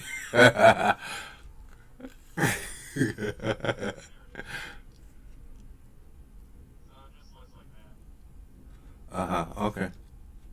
No, I don't think I ever played this. That's it. If you ever get an emulator, it's probably gonna be on one of the emulators. Yeah. You can probably download it on your phone. Yeah, I'm not a phone. I like to play my video games a certain way. I have to have it on a big screen. Even when I play computer video games, I now that they have these updated um, um, uh, TVs where hook your you can hook your you can basically hook your video games into the TV games from your computer. You can make your TV into a monitor. So I can play my computer games on my big screen TVs too. I don't really like using small screens when I'm playing video games because when I'm shooting at things, I don't want to be squinting. I want to see it nice and big. So, yeah. Bigfoot Bill is at 80,217, and and Blade Devil is at 89,682, and he's on the march. He's on the march. These guys, yeah, he's gonna catch him. He's gonna pass him. This guy's been up for at least a month already. Bigfoot Bill and Blade Devil just started. He only got like 6 days in. So he's got a long trip. He's still got a long way to go, and Bigfoot Bill is stalling. Bigfoot Bill is stalling. So anybody out there who wants to get in on this Blade Devil, get in on it. Back out, people. He got over 1,000.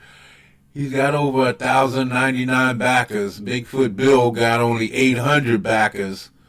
Well, he got not almost 900 backers. See, so most of that is shipping and handling.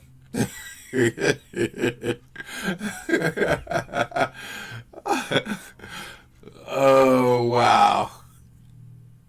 2 bricks. He sending them 2 bricks through the mail and making them pay for it.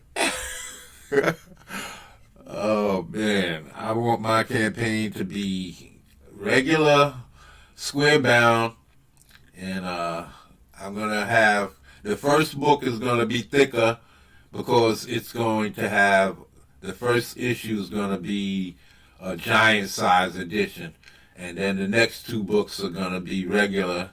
So it's gonna be around 80, 90 pages for my first book. Then after that, it's gonna drop down to 60 something pages. But the first book is gonna have a giant size edition, and the stretch goal is going to separate so that you can have the giant size edition separate, and it's going to have maybe one variant cover, and it's going to be signed. 1 or 2 variant covers, and it'll be signed just for that first giant size edition. That'll be in the graphic novel.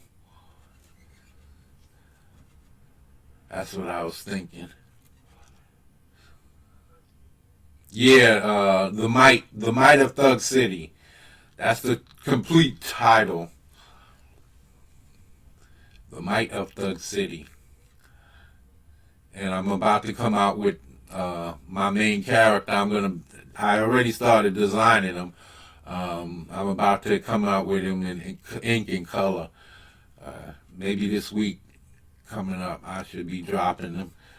His name is Mike, but the story is more about the power structure of the whole, the whole world that I'm building.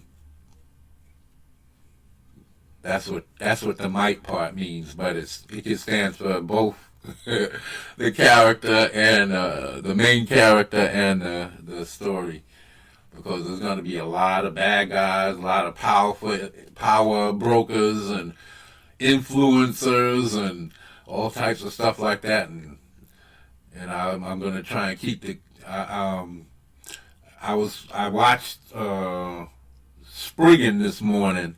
It's a Japanese anime. I don't know if y'all ever seen that, but it's a lot of action, man, and they get right to the point right from the beginning of the story. They just have one thing happening right one after the other, and then he gets sent to Afghanistan or something like that, where he comes across old enemies, and it's it was just a really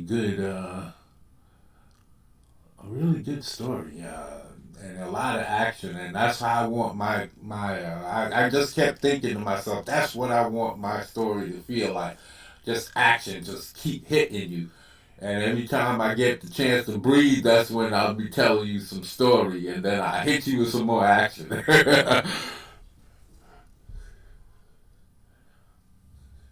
That's why I got a lot of characters, huh?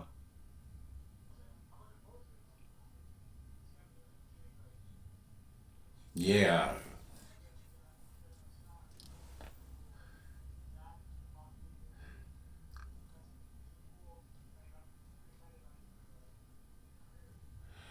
Yeah, well, I can't wait to because the core figures is about to get bumped up to the next level. I'm ready to start putting on the collarbones and the shoulder blades, and start to put the muscles on.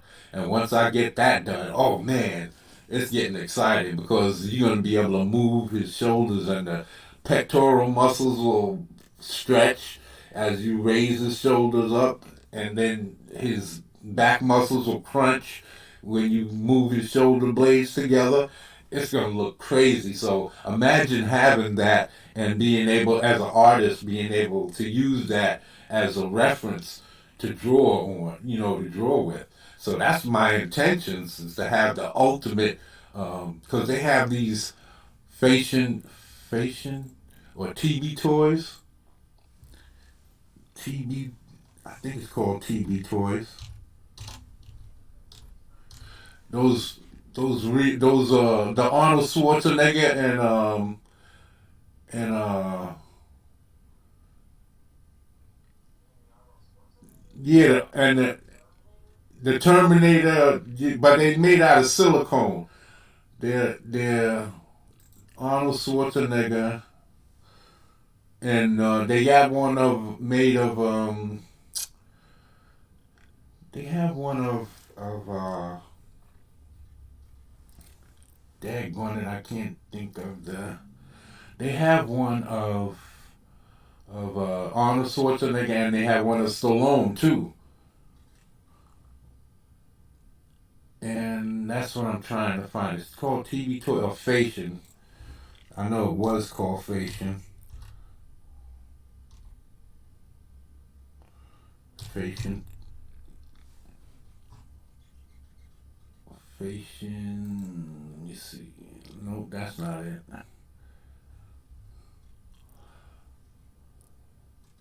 Look it up on YouTube. I know there's some videos they got of Fashion or TV toys, something like that. I just can't. I don't know. I can't find it.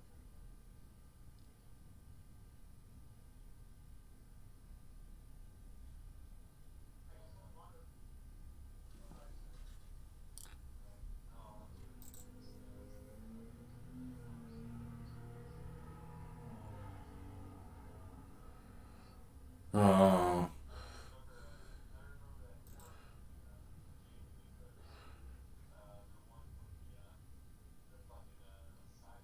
Virus.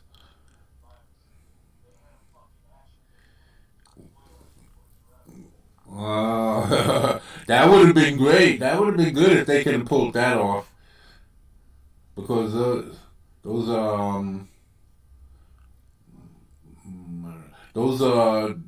that was a pretty good movie. It was a little creepy with the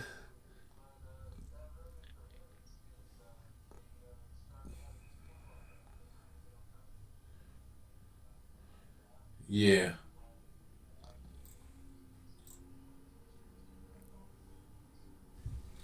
Mm.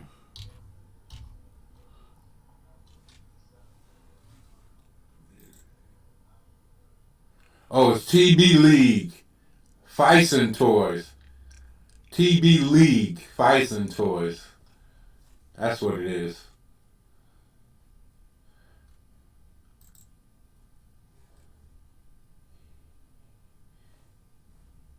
Can you see that? Yeah.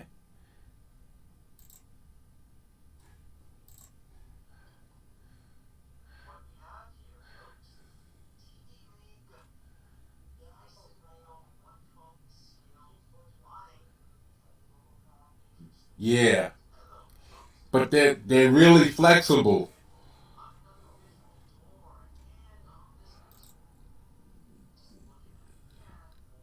See how flexible it is?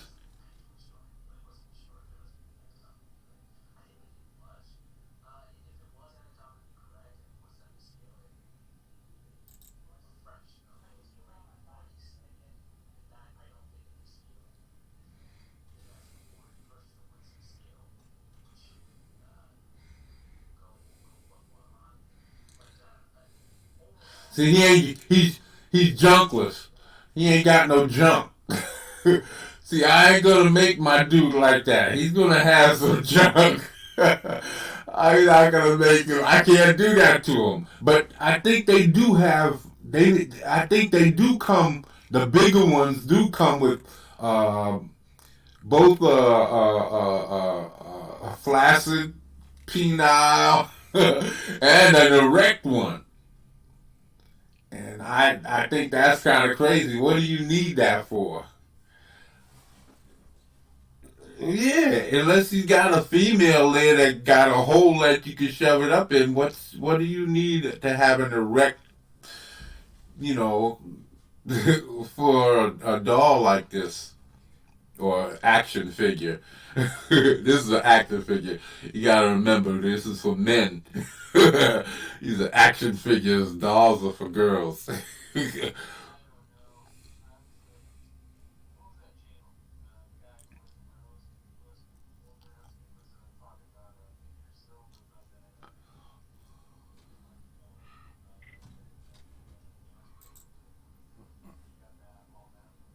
Yeah,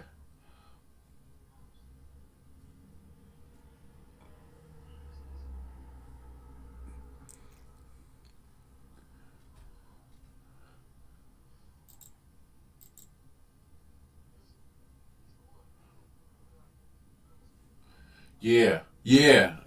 They make it out of silicone.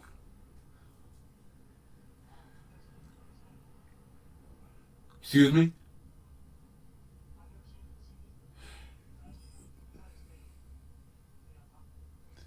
Yeah, they got bigger ones. Those are the small ones. They got some that's bigger than that.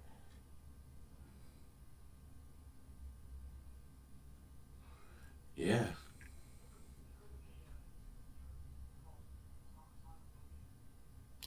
No, but they got all kinds nowadays. They got all kinds of fears these days. And it's unbelievable to me. I just can't understand why people are so afraid of everything. It just makes no sense to me.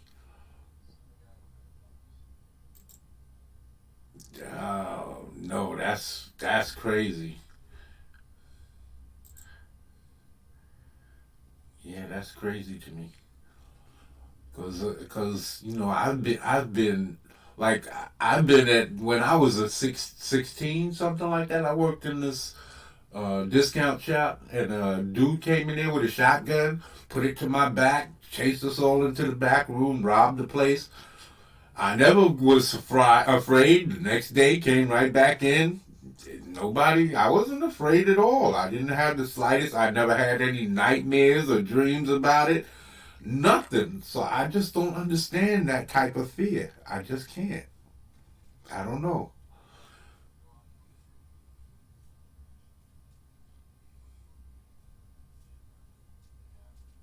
Mm,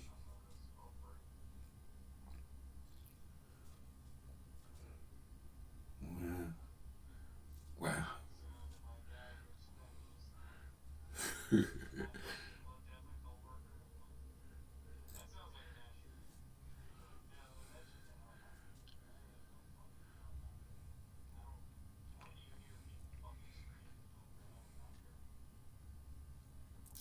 Yeah, well, I'm telling you, there's things that people see, some people get affected the rest of their life. It bothers them, and other people, okay, it happened. Now what? You know, what's next? And I guess I'm one of those what's next kind of people. I'm not really affected. I've seen horror movies all my life and all types of stuff, and I'm not affected by things that make people like wet the bed at night. That's not me. I'm, like I said, like people have guns put in their face and it'll haunt them the rest of their life. And it didn't have any effect on me. When I just know that I have to watch myself when I'm out in the street.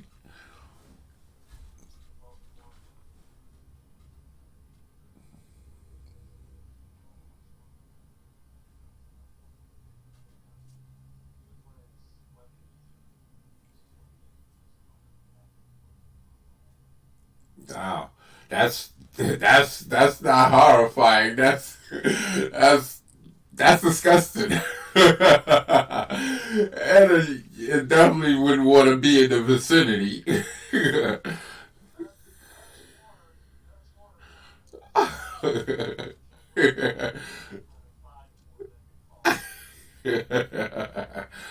Oh man.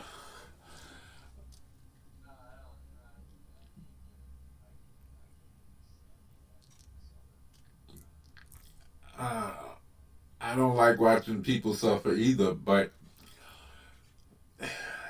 I'm a realist in many ways. I don't like things, but I can get over it. I can get over almost anything. There's not too many things that'll, like I said, would terrify me to with a point where I'm dreaming about it and I can't sleep and all types of things like that that you hear people go through, anxieties and all of that. I don't understand that type of thing. I'm not saying that it's wrong for people to have anxieties. I don't know. I'm just saying I don't understand it. That's all I'm saying. I don't I just I just don't understand those types of things. That's it. Yeah. I guess I had a rough life, but I didn't understand it as a rough life. It just was a life. I don't. I guess when I got older, I might understand that life wasn't like that for the average person, but I never thought of it as anything arduous or something that abnormal or anything like that. It was just something that happens to people to me. So I don't know.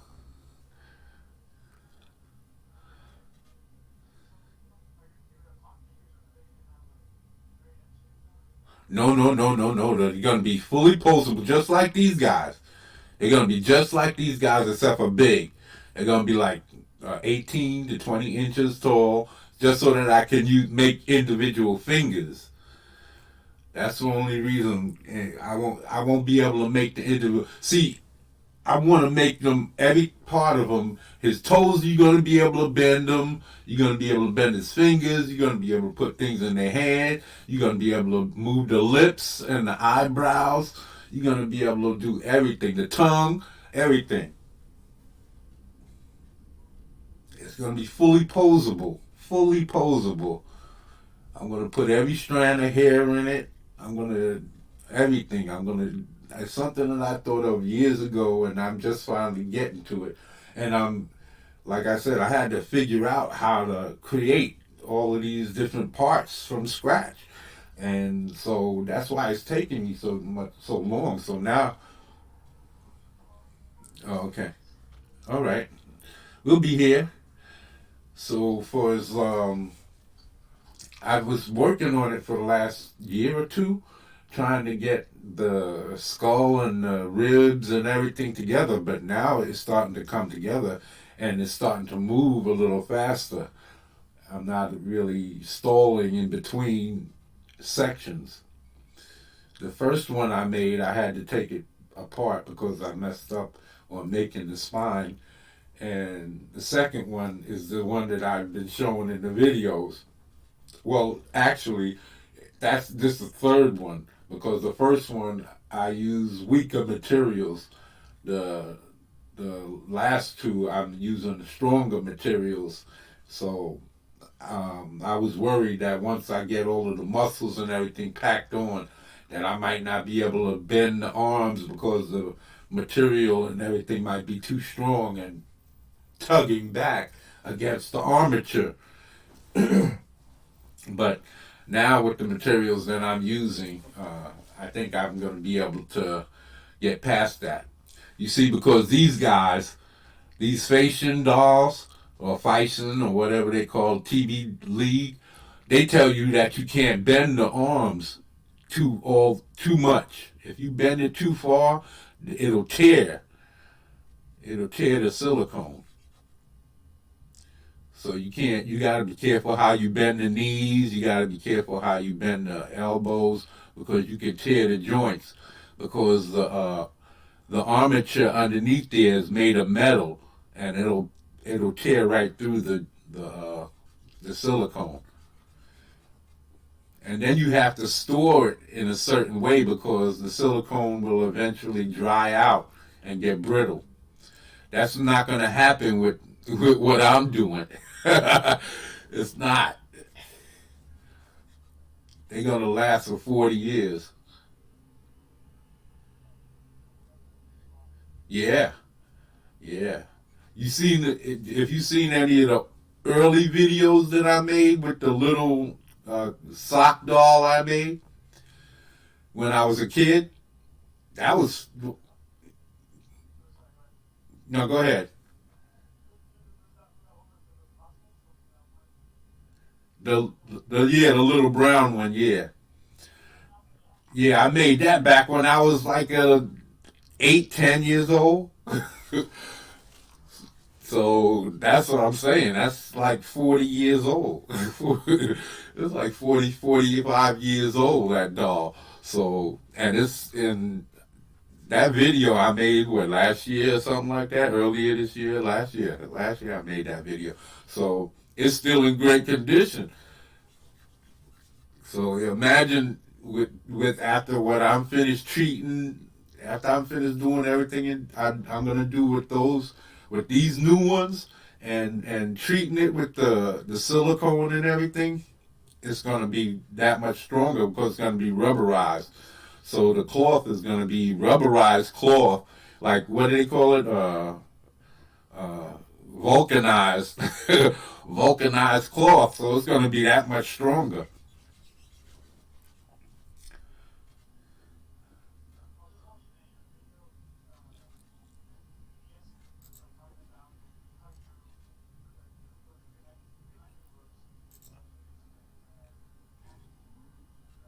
Yeah,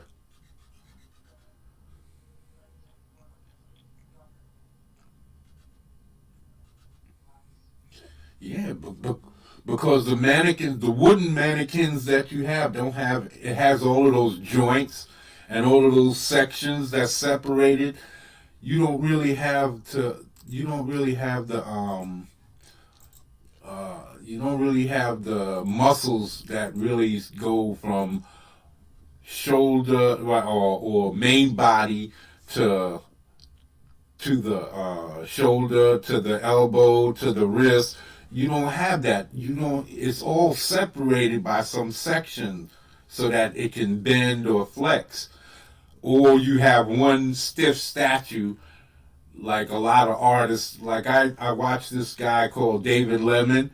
He's an old guy who does clay models and clay statues. He does bronze. He does bronze statues, and he uses the JMac clay that I use, and that he shows you basically. When I first started watching him, he basically took you through the whole process of what he did, and then he showed you how he took it to the foundry and had the clay made into bronze, and he charges like $26,000 for a first run statue, and I would love to do that, man. Make one statue and sell like 3, 4, 5, 6 copies and be good for the year. Be good for the year. I would love to do that. I care if I can sell them for like 10, 20,000. I don't need to make, or 10 or 15,000, I should say. I don't need to make the 20,000 and sell about 5 or 6 and be good for the year. I'll be happy. Shoot.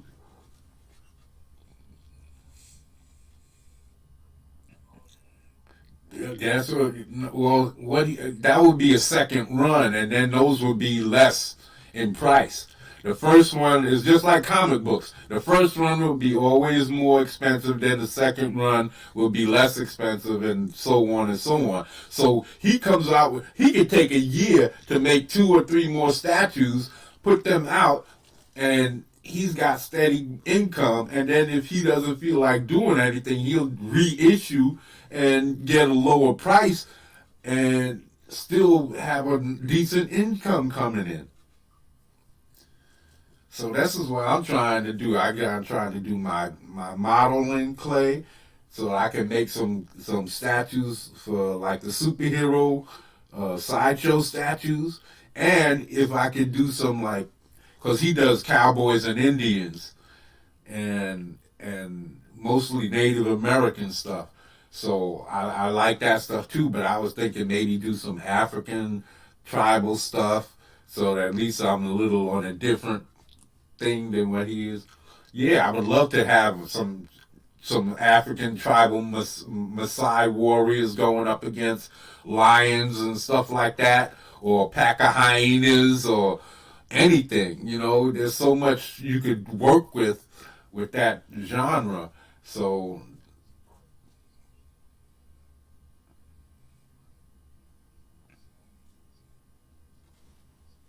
yeah. Yeah, that's what I'm saying. I want to do a little bit of everything. I don't want to be stuck in one line. I want to have my art, my drawings, and my comic books and my stories, and I also want to do my clay works because I figure I can get a nice line coming in with that, and then also have my cloth figures where I know I can't really make a lot of money on that because I would have to charge like 10,000 per doll or 6,000 per figure because it would take me so long to make it. It's already been a couple of years just trying to figure out how to get as far as I've gotten. So, well, I was trying to think of maybe like once I get like 18, 20 of them made, once I get the process down and I can make them a little faster and I get about 18, 20 of them made, then I can start making like some stop action. I wanted to get like make one of the rooms in my house like into a green screen room and make like little movies using these characters. And basically, I want to make like gladiator armor and all types of stuff like that, and swords and I like that whole Spartacus. I got that on Blu-ray and DVD, matter of fact. But I love that show, and I was so pissed when Andy Whitfield died, because they put the new dude in, and he was real soft. He was real soft compared to Andy Whitfield. Andy Whitfield because the new dude cried, but he looked like he was like a woman, or somebody took his toys from him. When Andy Whitfield cried, he looked like he was angry and was ready to kick somebody's ass. So when the first season of Spartacus came out, I was like, oh man, this is my show. All the blood and the killing and the guts and everything that they were showing. And Andy Whitfield was the man. He was ripped. And the new dude comes in, and he don't look like he exercised a day in his life. He looked like a model who came from one of those Abercrombie and Fitch magazines, and they put him right up there. He had no muscle tone. He looked all flabby looking. He looked like he had muscle potential, but he just didn't do anything with it. They had to keep his armor on most of the time just to hide the fact that he didn't have a good physique. And everybody around him who were called gladiators all were like shredded.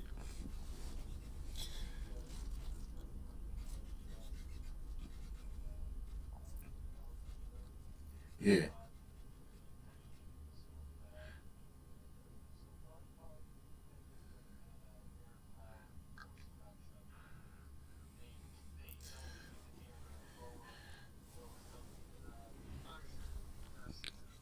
Yeah. Oh, come on, man. It's ridiculous. It's ridiculous. You're going to be playing a superhero, but you're not in superhero shape. Come on. Come on. This is ridiculous. This is ridiculous. I'm talking about you're in a show. You're in now. I think it was 3 to 4 seasons. 3 seasons. Yeah, it was 3 seasons, because the second season was like a 6 episode short, and then the next 2 seasons was with the new guy. And okay, the first season you come in, okay, it was under short notice. Maybe you couldn't have gotten your body into shape in that shorter period of time. But by the time the last season comes around, you should have been shredded.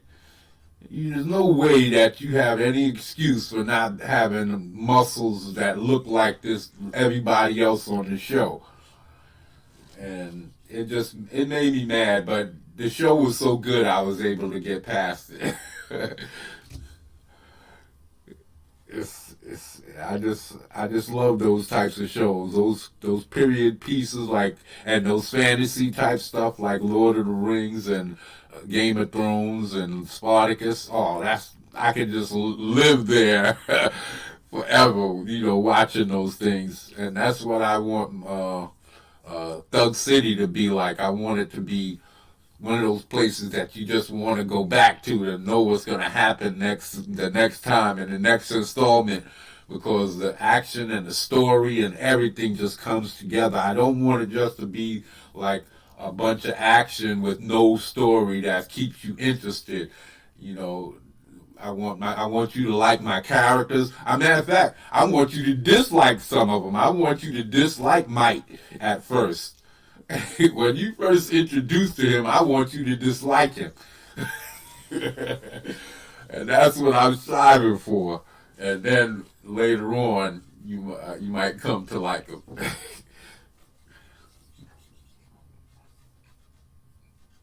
Yeah, and he's gonna be my main character, so it's gonna be funny. But I'm gonna be introducing other dudes. There's gonna be another character that I'm gonna introduce. He's on my page. The guy that you see on the Indigenous Monstrosity channel. That guy, those are two versions of the same guy. The ones in the red in the background is the original version I drew back in the 80s, and the white version is the one I haven't colored and inked yet, and he's a more updated version from like 2002 or 7, something like that. So he's gonna be in the story. He's gonna watch. You're gonna watch him come to life right in real time during the story, and his storyline is intricate to what happens further down the line. Like a lot of my characters is like that. Their stories and their how their origins and stuff like that has to do with plotting out the story and what happens further down the line. And that's what's taking me a minute to work out, because I want to have like Easter eggs leading, making that you might be able to go back to and say, hey, okay, now I see what this meant. Maybe 2 or 3 books down the line. Yeah, okay, maybe I remember something about this in the first book. Hold on, let me go back and flip through and say, hey, yeah, there it is, there it is. I want to leave little treasure chests of things here and there that kind of point the way. Because as far as I'm seeing with this story, from the very beginning with the origin of Mike, because uh, he from that point on is like that whole incident with his whole origin story. It kind of has a effect throughout the whole world that that you know that's going to open up way down the line, because with it's I'm trying to open up a universe. I'm not trying to just create a comic book. I'm trying to create a universe. So I have to. If have any of y'all ever watched Supernatural? How about you, Hoth? We lose Hoth?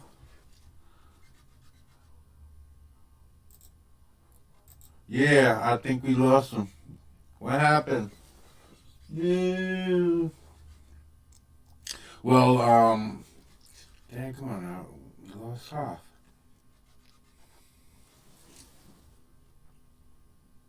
Oh, his phone died. He doesn't have a plug. He should have a plug. He could kept it plugged in. Oh man. Yeah, invite him. How do I find him?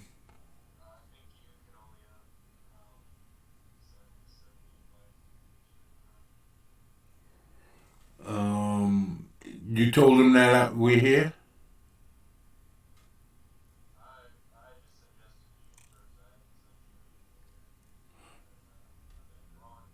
No, no, no, no, no. Does he know where you are? Yeah. Does he know that that story time happens every week? Uh-huh. Okay. So how would I get in contact with him in order to send him a link or whatever?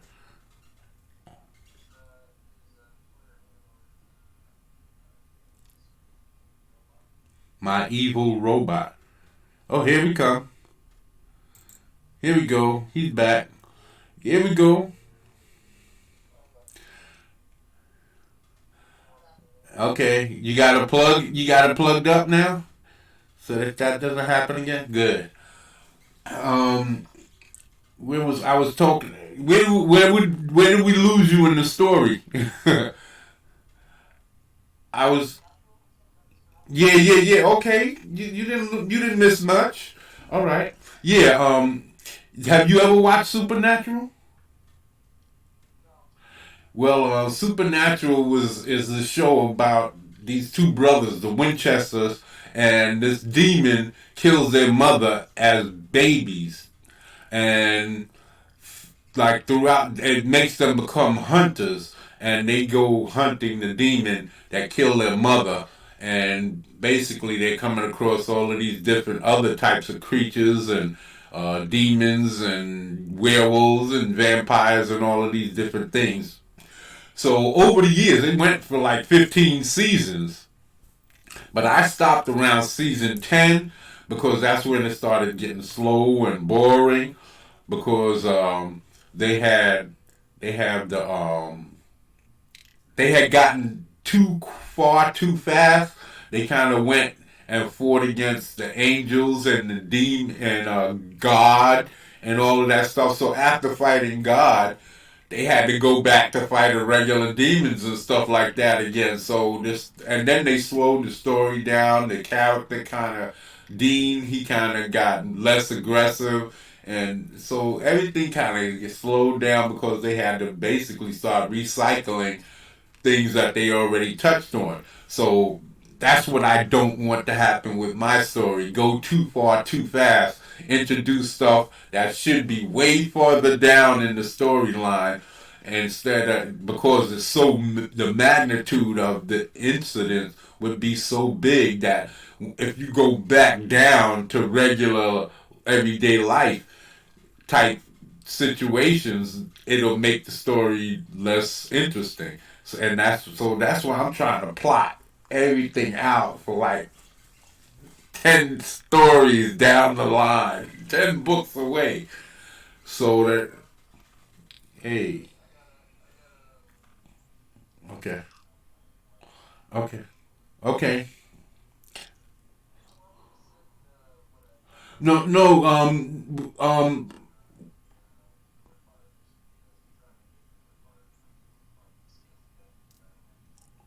You asked me if I wanted you to work on what? The bounty hunter story. It's up to you. I understand that you're working with Cook Studios. Do what you got to do. It's up to you what you want. No, do what you got to do. Do what you got to do. I'm gonna be working on. I got my stories to work on. I gotta finish um, uh, this deformity matchup, and then I gotta get back to writing some of my stuff. I came up with a new story over the week too. Godhead. It's crazy stuff. It's gonna introduce new characters and everything to my main story. I'm always coming up with new ideas. It's becoming a curse. I don't have no place to write all this stuff.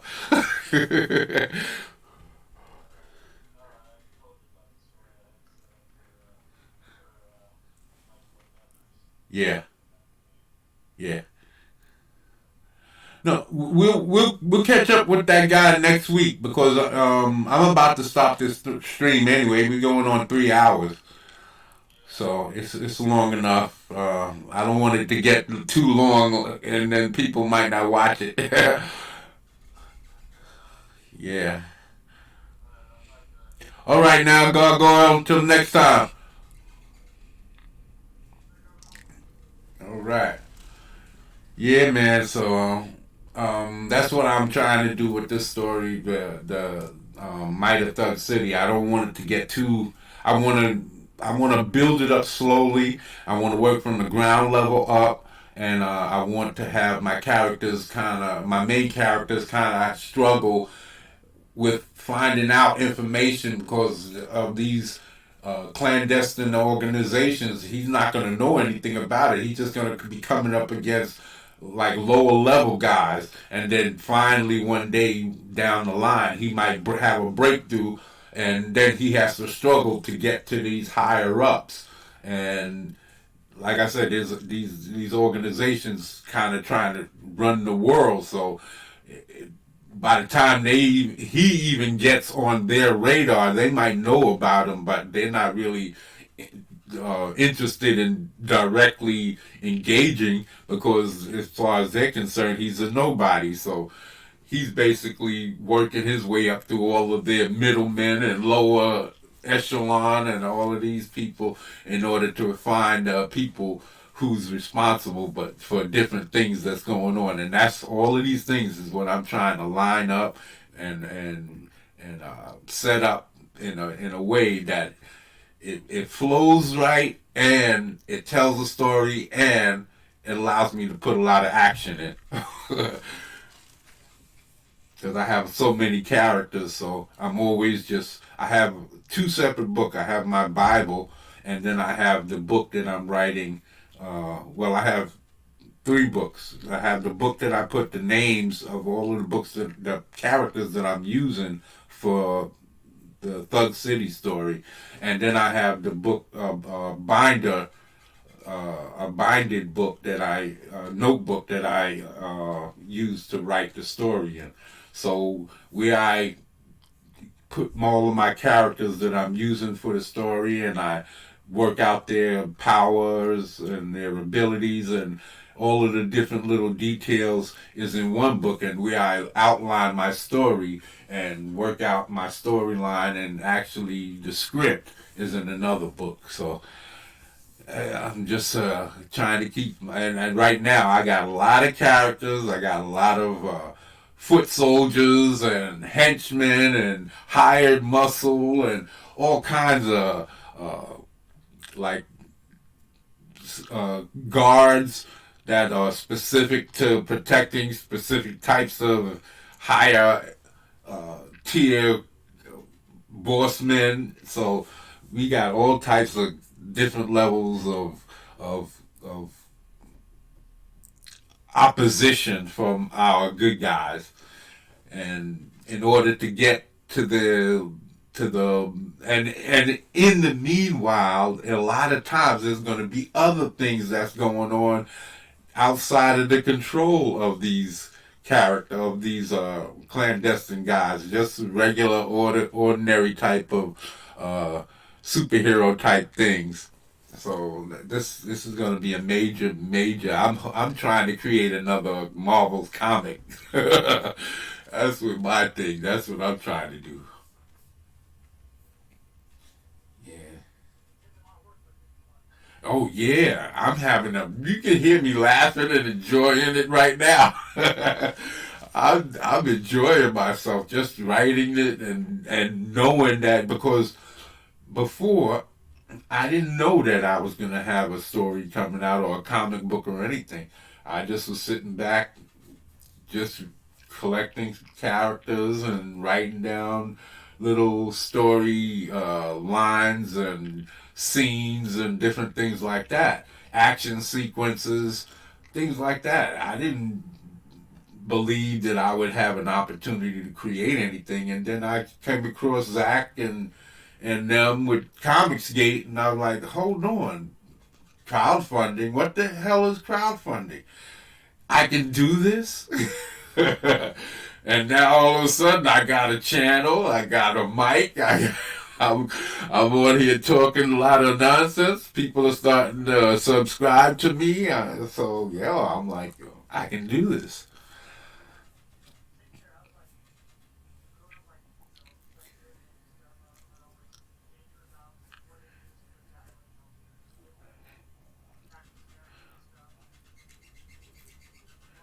Yeah,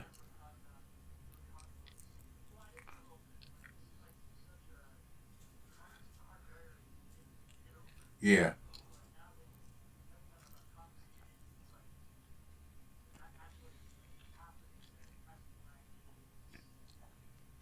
yeah.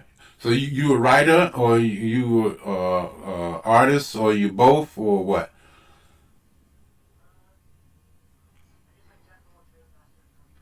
Yeah,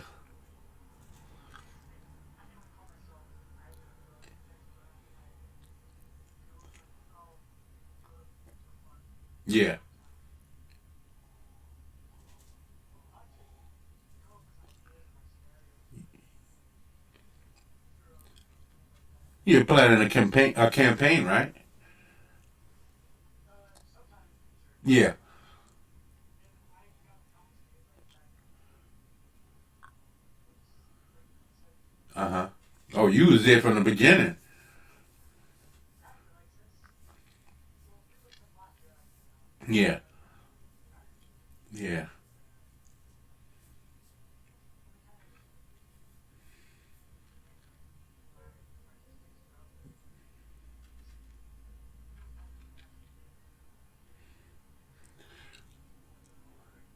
Yeah, that's what happened to me. That's what happened to me. I was taking care of my mom's, and I kind of was floundering, and I didn't have no direction. I had stopped work to take care of her. She asked me not to go back to work. Now I didn't stop work. I got hurt on the job, and then I stopped work. And then when I was getting ready to go back, I said, "Mom's, I'm going back." And she kind of got used to me being around. You know, I used to take her to all of her appointments and wait in the car, so she didn't have to worry about, you know, coming back down and feeding the meter and moving the car and all of this stuff. She can just go right into her appointments and leave me with the car, and I took over everything. And so it kind of got to be I guess easy for her, and she didn't want to lose that because if I would have went back to work, I was working at nights, and so I wouldn't have been able to be in the daytime taking her around. I wouldn't have got any sleep. So I knew if I was gonna go back to work, if she wanted me to help her out the way I was helping her, then I wouldn't be able to go back to work. So she said, "Hey, I got money. You don't need to go back. I'm already paying for everything. So I'll make sure that you have what you need." And so I said, and I thought about it. I said, my mom's took care of my pops before he passed. She deserves it. You know, how much longer does she have? You know, that's the types of things that went through my brain. I didn't. My mother was the one that was always sick all of the time. She had diabetes, high blood pressure, all of this stuff. So I figured, you know, she was in her 70s. My father died at 81.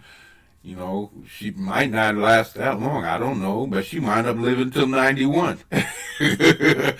Yeah, she lived a long time. That's why I said I can't. I don't. It hurt to lose her and watch her go the way that she did, but that's the way that life happens sometimes. You know, life happens and you're not promised happiness. You gotta grab it when you can. So that's why I said when she went and then my dog died last year, I was hurting, but it's time to move. So that's why I started plotting, man. I gotta start getting back into my drawing every time, all the time, trying to draw every day. Um, if I'm not drawing, I gotta do something with my cloth figures. I can't, like, there was long times when I wasn't doing anything. I wouldn't just be sitting around watching TV, and maybe I might play a video game or I watch some movies or some cartoons, and I would entertain myself that way instead of drawing and instead of really writing out my stories, I would mainly just write scenes or write dialogue or come up with a new story idea or coming up with new character names or coming up with new origin stories or abilities or whatever I could find and basically fill in my Bible up. And that's why it's gotten so thick because of not really taking the time to organize everything into one solid story and writing out single stories and then finishing it and then moving on to the next story and doing it over and over and over again. So I got all of these ideas and concepts, and there's only one or two that I've really worked on to try to bring. And that was early when I thought I was more, yeah, I'm going to put the story out. I'm going to have a book. I'm going to be able to work for Marvel or DC or one of those places. And that kind of fell through. I started hanging out and doing wild stuff. And and I wasn't concerned anymore. For like 10, 15 years of my life, I was just enjoying women and partying and doing all kinds of craziness. But now I want to come back to my nerd life and start drawing and creating again.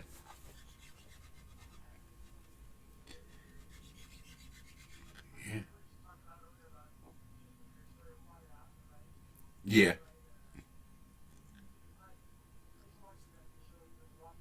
Uh huh. Yeah.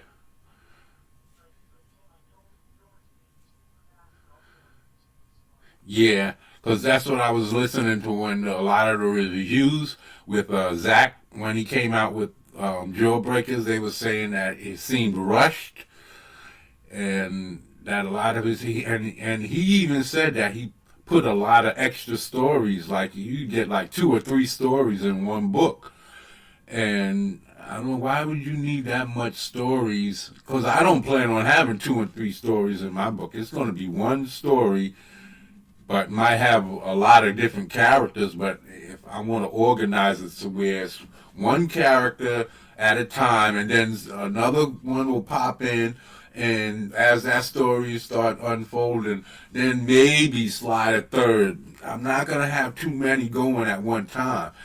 I'm gonna like how Game of Thrones did it. They kept on 2 or 3 characters. Then the next episode they move on to another 2 or 3 characters. Then the next episode they come back to the first few characters, and they just kept bouncing around back and forth until they had all of these characters introduced, and then they started killing some off, bringing others in, and that's why I said that's interesting. I could do that.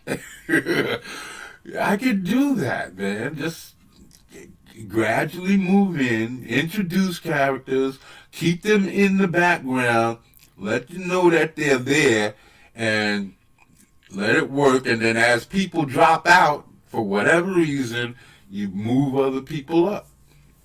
And that's why I'm working my story. And when you move that person up, you bring their origin stories with them.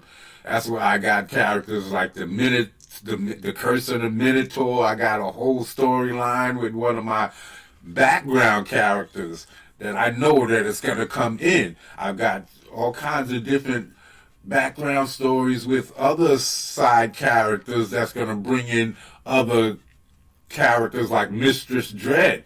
I got all kinds of. I'm telling you, it's just I can see it happening. I got the storylines and origins plotted that I've already had. So I already know these characters. So when I put them in the story, it likes the story opens up. And I'm like, okay, now I know where this story's going just because I put this character in. So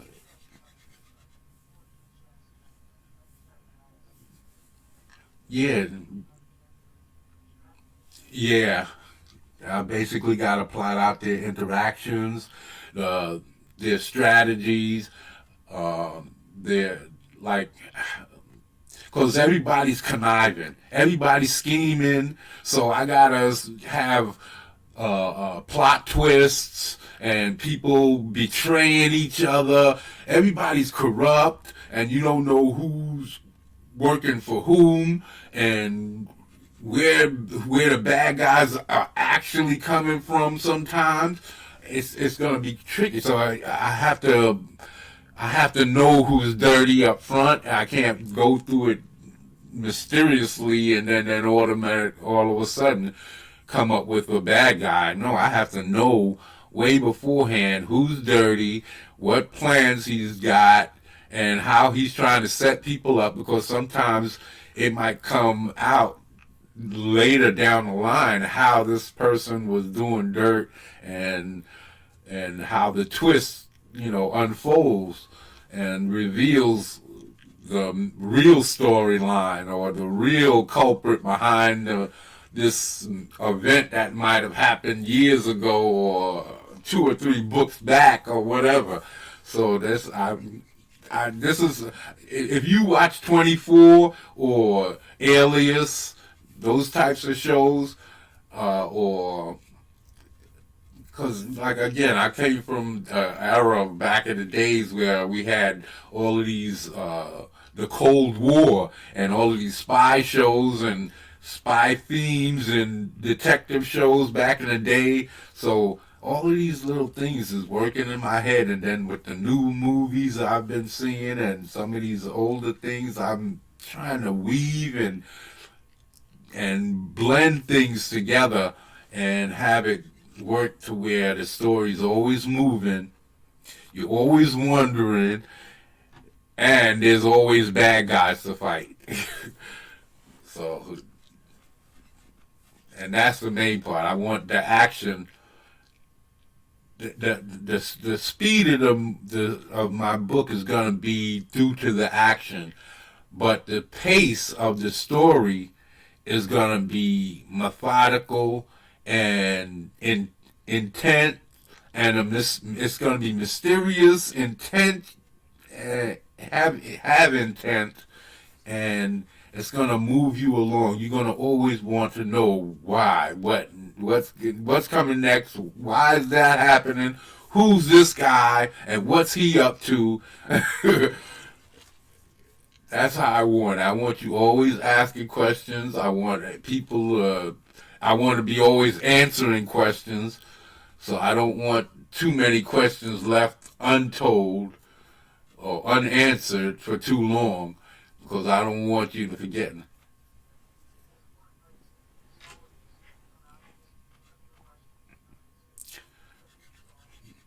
And that's not how the first original Star Wars was. That's not how they did with the original.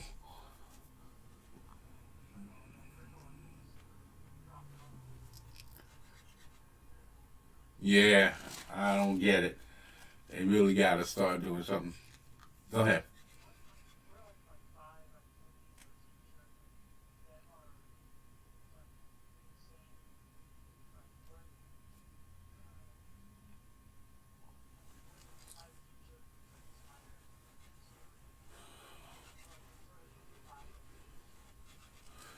Well, well, I can't really.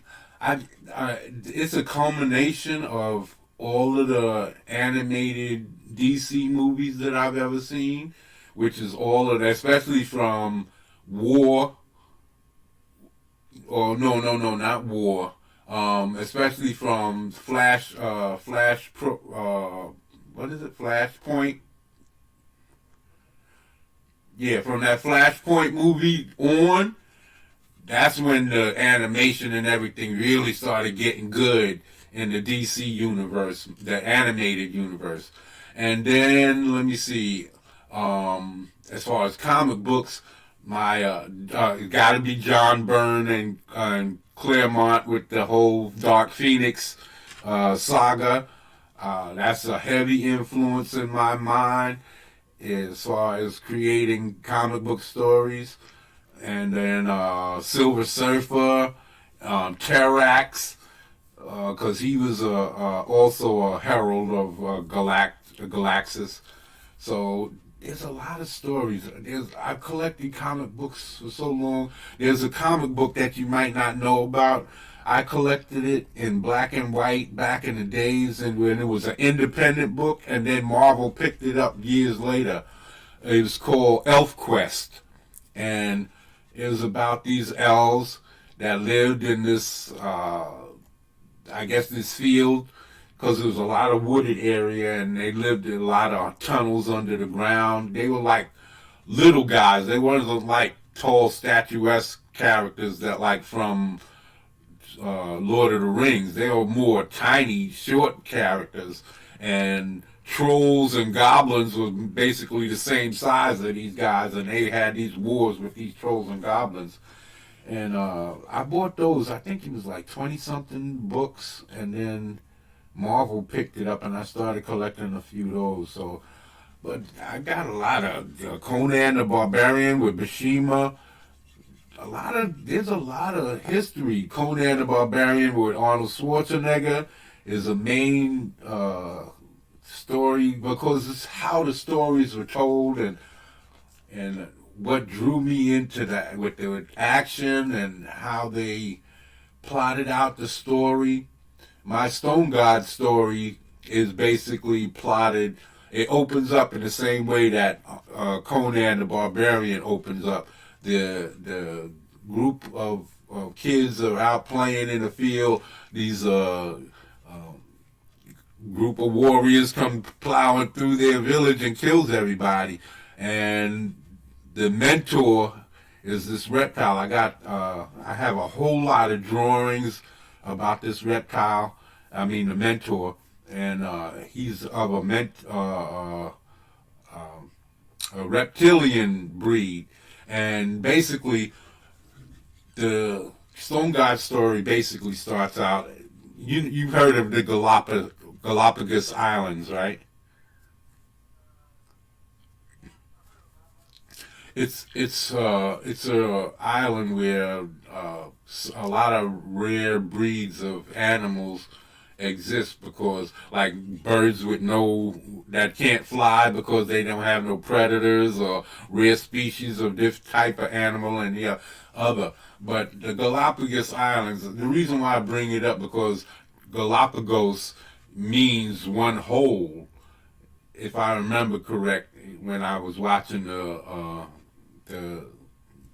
either history or one of those channels, they had a series about, or a show about the Galapagos Islands, and I watched it, and it intrigued me, and so I made a world called Galagos, basically the same thing, one huge continent, and it was created. The whole world was created out of magic, and the magic kind of separated and settled into different forms, depending on the different things that was required. Like stone got its own entity, water, soil.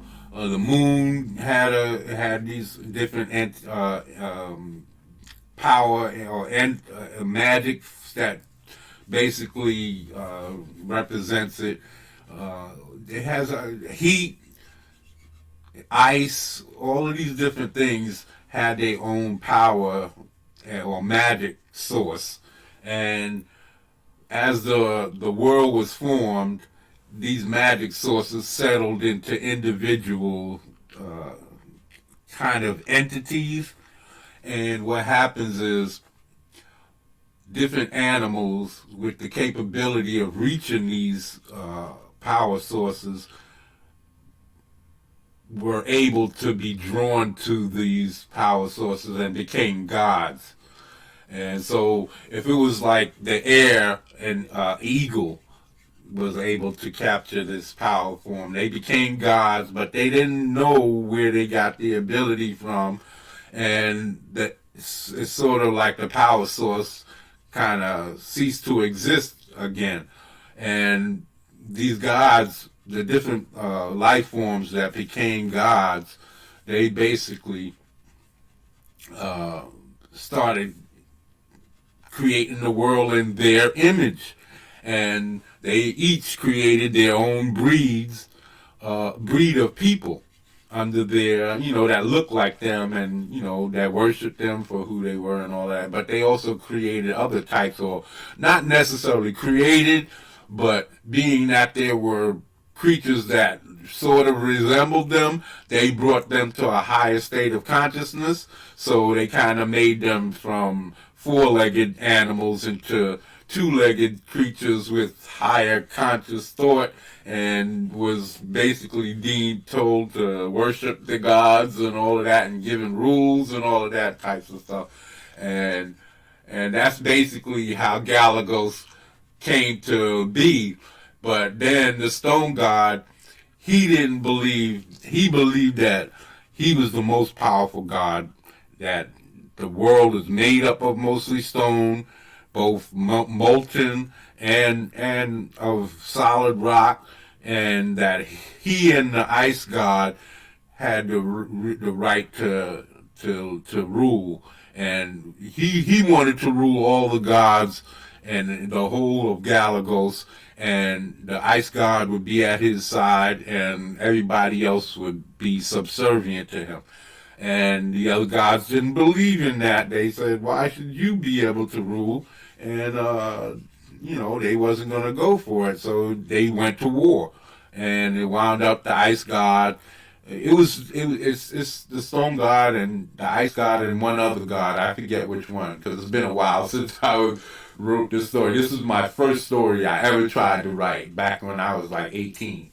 So, uh, uh, and I got a lot of story on this story. I got all kinds of creatures, different. I even was starting to write a language to go in the story.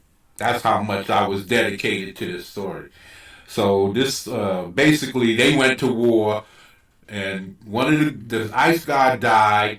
The stone god got defeated and locked away in his own. They kind of created a special kind of stone to imprison him in, and so and then the god said we don't want to take any more chances with this happening again. So they kind of left Galagos and they left their children there. And they became the new gods, but a lot less powerful. And the stone god and the ice god, their people was shunned, and this is like for generations, for so long that people didn't even remember the original gods. They only remember the children, and the children don't bring up the old gods. So it's like nobody knows the history of Galagos anymore. It's this whole new entity. It's like millennia have passed, and then finally some man stumbles across the tomb where the original stone god was buried, where this stone prison, and he's drawn to it because the stone god wants out. He wants freedom, and but this new guy, he's familiar with magic and stuff like that, and he doesn't want to get too close because he senses there's something very wrong there. But he also senses the power, and he wants that because he's really a nobody, and so he harnesses the power of this stone, and he becomes the new stone god, and he starts reigning over Galagos, and it's a long time where this guy is ruling, and things happen, and from this point on is where the old stone god, is reintroduced to the world. He's trying to get all his power back because the stone that he was imprisoned in basically drained him, and so uh, of all his power. So he's trying to find after he comes back, he's trying to find his way to reinvigorate his powers, and so basically there are things that has to learn about Galagos, being that it's been so many thousands and thousands of years that have passed, and he's just slowly trying to build himself back up to his form. Well, he's not going to have anywhere near the power that he has, but he's working on that using this new stone god and the armies that he's developed over time. That he's trying to reassert his sense of strength, and that story has got a lot to because I got all kinds of I got worms. I know that might come from Dune, but my worms are not the same, and they got a whole. I call them Ewoms, EWOMS, and they come with a people too. There's a whole people that comes with these Ewoms and a river of death and all kinds of things. And they basically they when they when they invade a area, they basically try to kidnap people and take them away, and you never see them again. And if you do, they're unrecognizable. Let's just put it like that. So there's all kinds of story plots and twists in that story too, man. I'm telling you, I have Imeldian guards, women fighters that use the trees and everything to fight like people use metal. They use trees and leaves and staffs and all types of stuff like that. So I got all types of creatures that I've created, plant creatures, uh, stompers, winged creatures. Oh man, I got all kinds of stuff because it's mostly a primitive world with more. If you ever seen Fire and Ice with with that Ralph Bakshi and Frank Frazetta, that's basically one of the movies, animated movies that I saw that helped create that story. It was that the original animated Lord of the Rings, Dragon Slayer. Oh, excuse me. Conan the Barbarian, all of those movies combined together, and this anime called The Legend of Crystania, and that one is basically the same. It has these gods. These gods are in there, and they have these people that are able to transform into the animal god representation. Like if they had a lion king as a lion as a god, the people who worship the lion god can change into lions people. And there's people who can change into bear creatures, lizard creatures, a tiger. Everybody has a god, and it's great. It's one of the most spectacular animes that I got, and that helped to form my Galago story too. So I kind of got the whole gods line through anime. Even though I took it in another direction, it has no correlation in any way. But yeah, I did use that to kind of, I guess, seed the ground that I grew my story out of.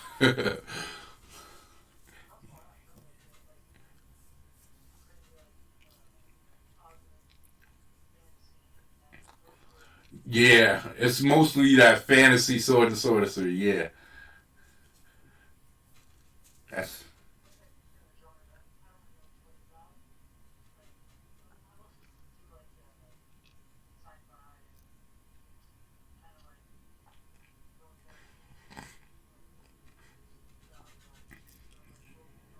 yeah.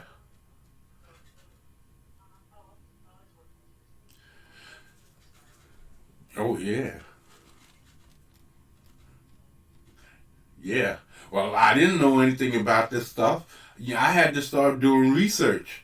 That's one of the reasons why I didn't finish it because I wanted to know what types of mercantile and what types of things would be sold in this types of places. So I had to start doing research on Middle Ages and what types of trade goods and everything that was sold back in that time, back in ancient Egypt. I started doing all types of research just so that I can make my story feel more rich. I didn't know about any of this stuff.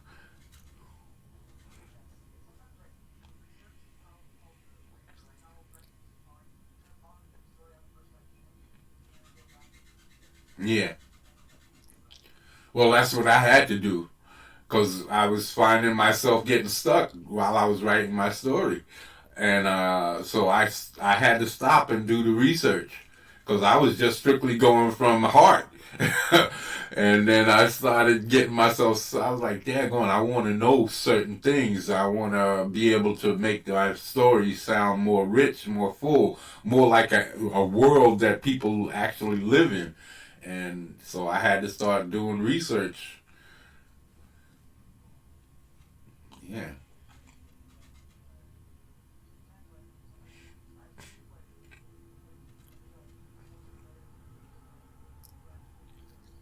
Yeah. Uh,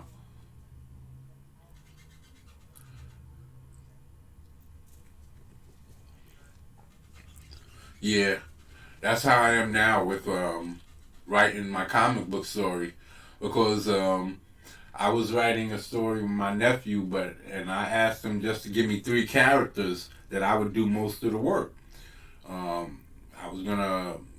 It was supposed to be this corporate thing where everybody had to belong to a corporation, or you had to be licensed. You couldn't just go out in the street and be a superhero. You know, you could get in trouble.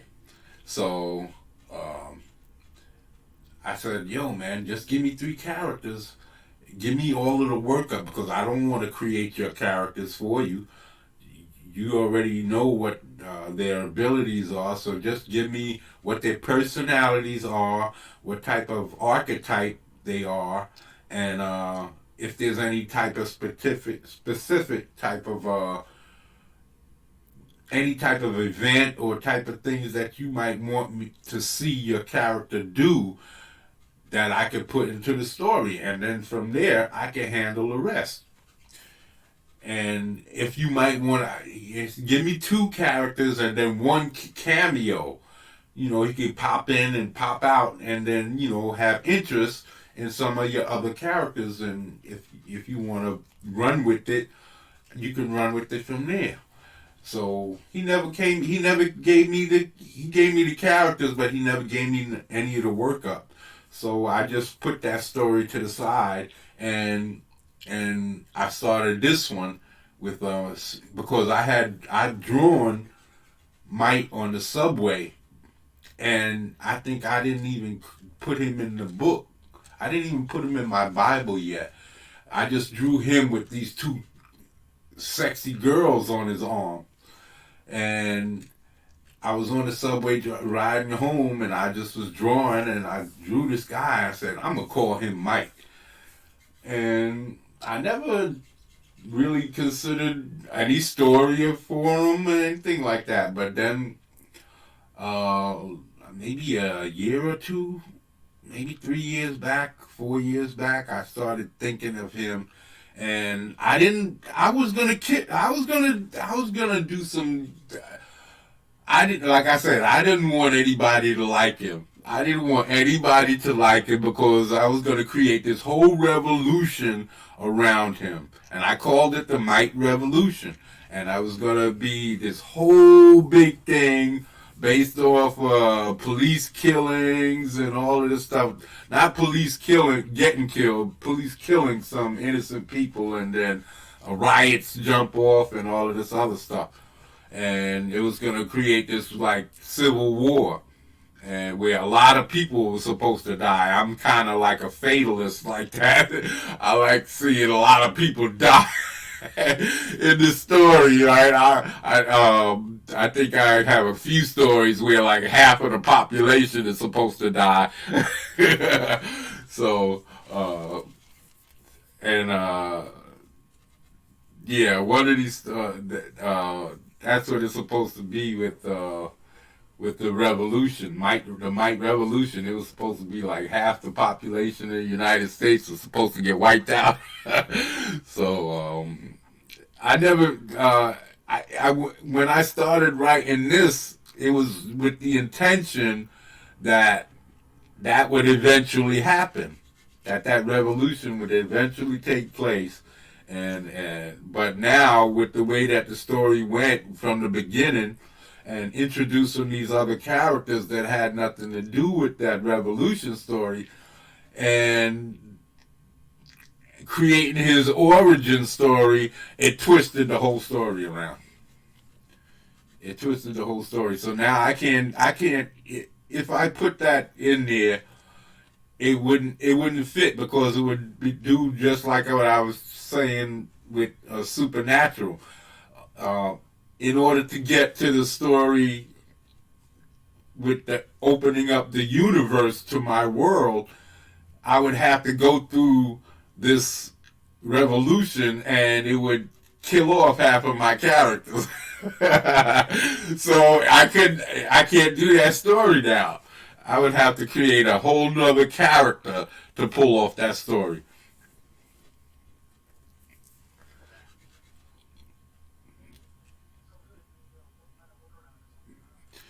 Or Elseworld, one of those Elseworlds where it doesn't really happen, it's just a what if. Yeah. I think I would rather just save it for another character because it would be easier that way. Yeah. It would introduce another character because, like I said, I got so many. Um, I literally have thousands, and I definitely have hundreds that's ready to go. I can because they already got origin stories or abilities. I don't have to figure all of that stuff out. Sometimes I used to listen to Stan Lee talk, and he said, "Yeah, when I wanted to create a new character, then I would do this and that." Well, I don't have to create any new characters. All I have to do is thumb through my book and point my finger, and oh, there he is. I already did that work. Yeah. Yes, yes, yes. I didn't realize that until I started trying to get into Comicsgate. Well, I didn't have to get into it. I didn't understand that. I didn't understand that I was already Comicsgate. It's just that I'm trying to build my network now. That's all.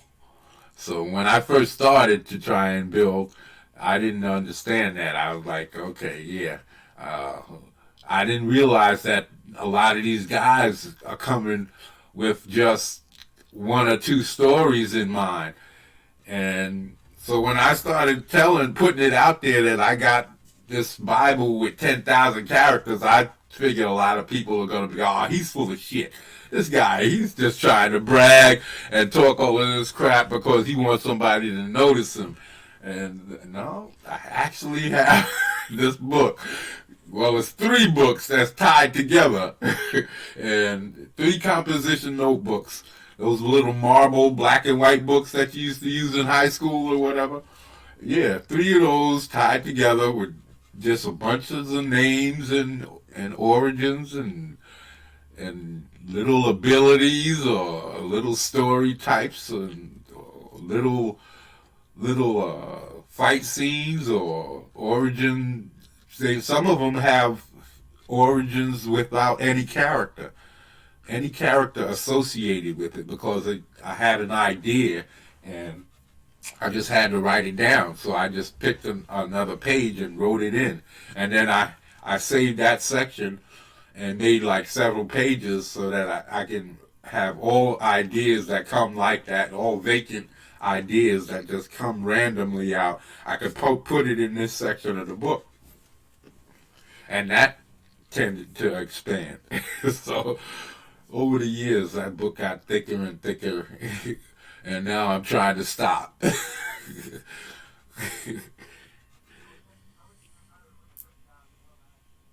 Well, I'm telling I'm telling you now that you should get yourself a book and start because you're gonna find that it's gonna become a habit, and you're gonna quickly develop a lot of characters. I told that to my nephew. Yo, get yourself a book and start writing them down. Don't just because once you start, you know how I get my ideas. Not from I don't steal from other people. I don't use analogs. Like that's what people like to say a lot. Oh, I want to create my own Green Lantern. I want to create my own Batman, or I want to create my own Superman. No, that's not how I do mine. So I look up I watch TV or I watch my videos or my movies with the subtitles on. And when somebody says something interesting, some kind of an action word or whatever, I look it up in the dictionary, write down the meaning, and if the meaning has something interesting in it, I build the character around that. So I never try to. And if it happens to be a superhero type character or a stone character, a rock character, or whatever, so be it. But I don't go out looking to create a character based on the Thing or Mr. Fantastic or uh, the Invisible Girl or Spawn. I don't do that. That's not my style. I try to be original with my thought process.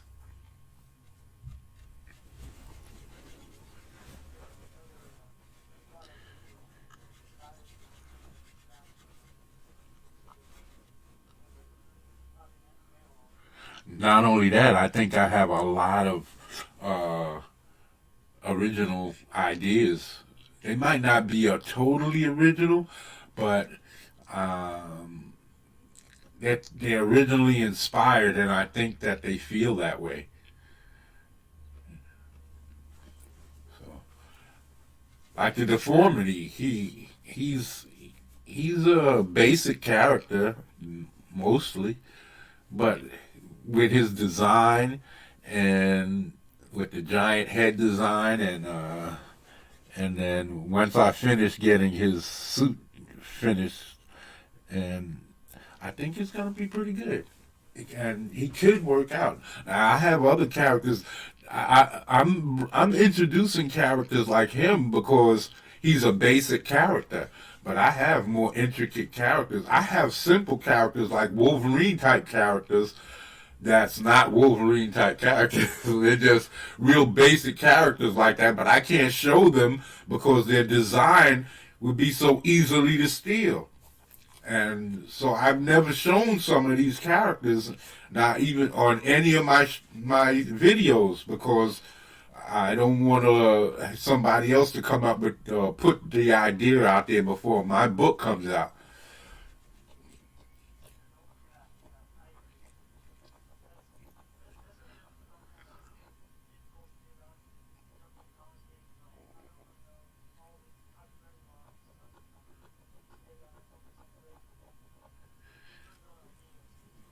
Exactly. And that's what I talked to with Adam Post. I asked him, how do I protect my idea? How do I put my story out and talk about my characters without worrying about it getting stolen? He says, well, you're going to have to just do it. You have to trust that the people want to see you put your story out. What you do is that you don't tell every little thing. That way, they can't steal your idea totally. And then when you bring your book out, people will see the difference. If somebody does try to steal your work, people will see the difference. Their half baked idea and your fully fleshed out idea. And that's how you really get your thing done. Because suing won't really get you anything, and except for you spending a lot of money. So it's best to just, if somebody's going to steal from you, just let them steal. Just don't tell everything. Like, you might hear me talking about my stories, but I'm not telling everything. There's so much I'm leaving out. So if somebody does try to steal something, okay. But when I come out with my book, people will see that you're a thief.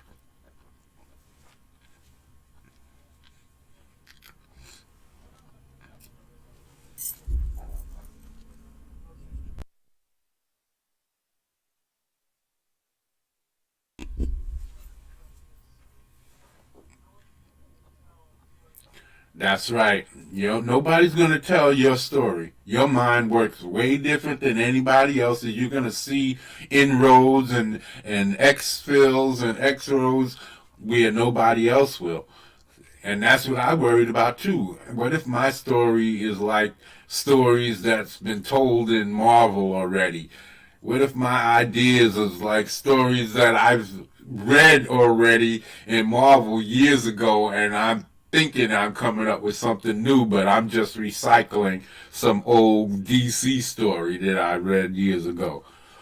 I can't think like that no more. I have to just do it because I know I'm not looking for anybody else's story. I don't have any comic books out where I'm trying to go word for word. Now, I'm going to be using comic books to help me draw my comics, yeah, because the inking stuff I'm not that familiar with. Penciling, I'm a penciling fiend, but my inks, I haven't done inking in years, so I have to, all of that learning that I would have done if I would have been focusing instead of hanging out and partying. I gotta force feed myself that now because by the next year I gotta have me a book and campaign. I have to have it there. So yeah, yeah. Yeah, man. I am looking forward to it. Every Saturday, man. I've been here. Every Saturday, 2 o'clock on the head. I've been here. So This is something I'm not used to doing. I'm used to being either relaxing somewhere, watching TV, or doing something else. I'm not used to putting time into this stuff. This is all because of my art, man. I want this to come out, and I want people to get to know me. I want people to get to trust me, and I will never be a Critias because I'm doing all the art, pencils, inks, colors, letters, everything is coming from me. I don't have to pay nobody. I'm just paying me. So there's not going to be all of that crazy money dealings that Critias did. There's not going to be any of that. It's all me.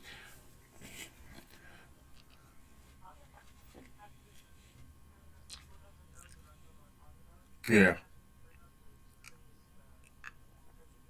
Yeah.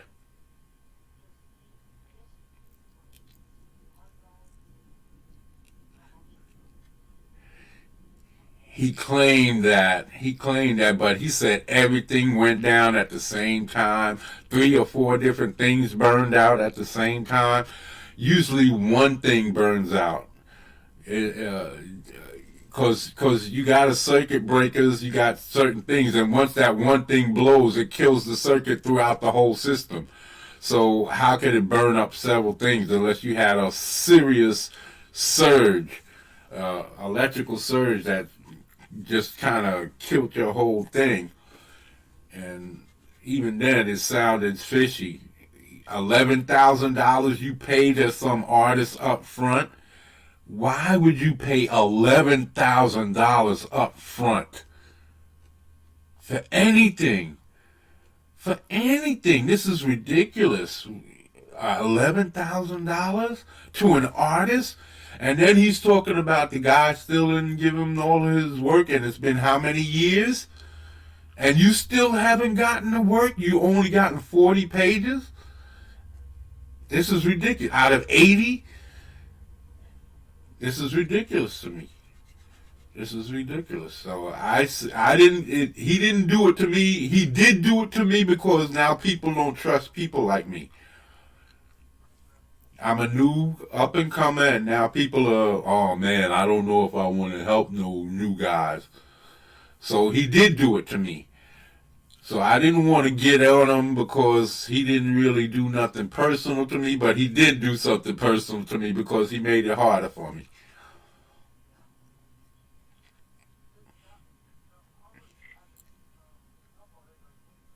It looked really good. It looked really good. But he's talking about paying back $38,000. Then he has to finish paying other artists to come and complete the work that's not finished. Then he has to print it and shipping and handling. And shipping and handling is the worst of it. So where are you getting another 50, $60,000 from? This is impossible. This is why EBS says he don't expect that book. It's never gonna come out. He's never gonna fulfill because it's ridiculous. I told him that on Twitter. I told him that personally.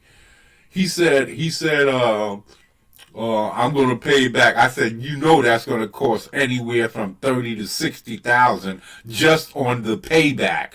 Never mind trying to fulfill. There's no way.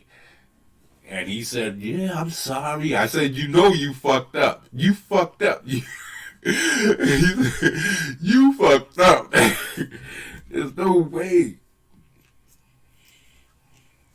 That's crazy. I can't, he spent, go ahead.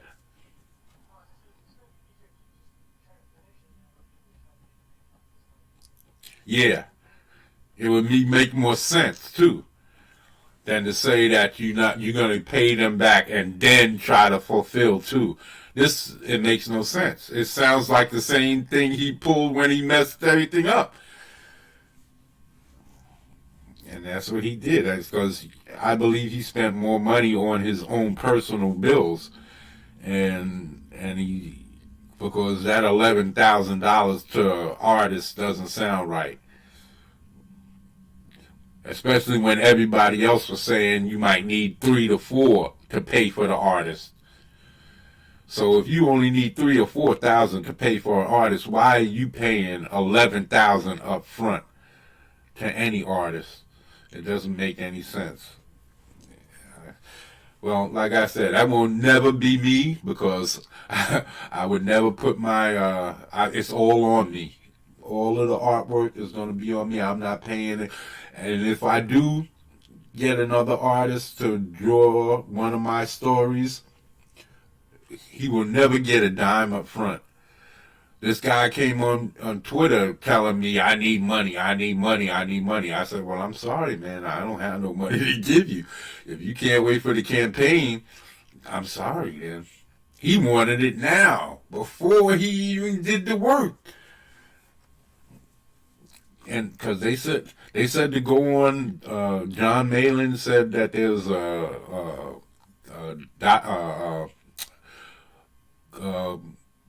like artist thing that you put in Twitter and artists will come. So that's what I did. I put up art. I need an artist, and this couple of dudes responded, and this one dude was like, oh, he had attitude too. Oh man, I got to come up with my money, man. I need my money up front. I need my money. I don't do no campaign thing. I said, okay, well, I'm sorry, but I can't hit you up with no money up front. I'm broke. I'm trying to do my thing and get my campaign on. I can't pay you no upfront money. So he said, okay. I said, well, if you change your mind, I got stories. I got several stories. If you ever change your mind, I'm here. But as far as that upfront stuff, nobody. So it's okay. I'm gonna keep looking because I figured if I could get a story out now, somebody who's willing to do the art now, that it would give me more time to come out with my own, and I would be able to have something coming in while I'm working on mine. But for now, I haven't found the artist, so I'm going to go on Deviant Art and see what I can find over there. See if I can find any artists that just wanna draw. They're not really into the writing part.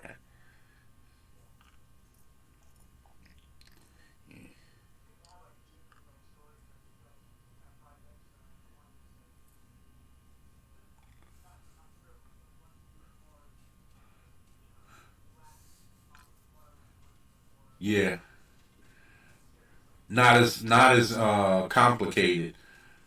More of a basic story, like how Zach did with the Iron Sights. Yeah, it's a less complicated story than Jawbreakers.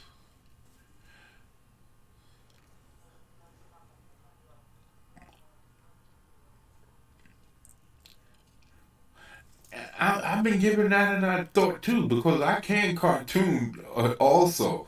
I was cartooning back in the days at one point, and I was thinking that maybe I might try and do something a little more funny, you know, not be so serious. Why so serious? Yeah, because I got a lot of stories. You know, I got the Soulfire Lords. That was based more around like Naruto, where during the fighting they're calling out their abilities or what attacks that they're using. So the Soulfire Lords were basically based on that type of idea. My nephew had got me into watching Naruto, and so Naruto. I even bought the first few. I bought the first seasons, and then I got the first 5 or 6 seasons of Shippuden, Naruto Shippuden, and but those are so expensive, and they cut back on all of the.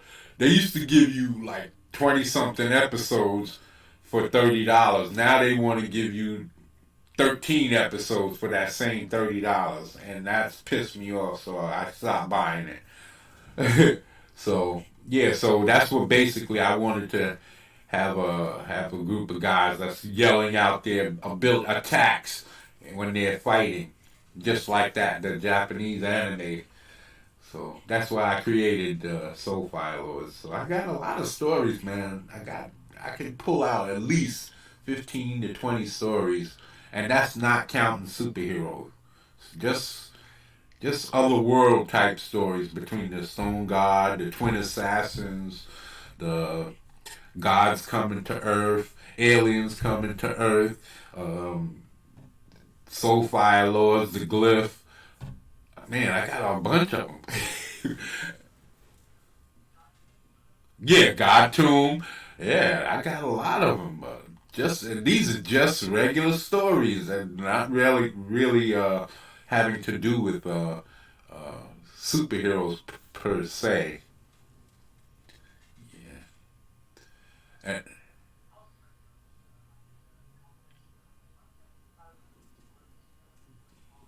yeah.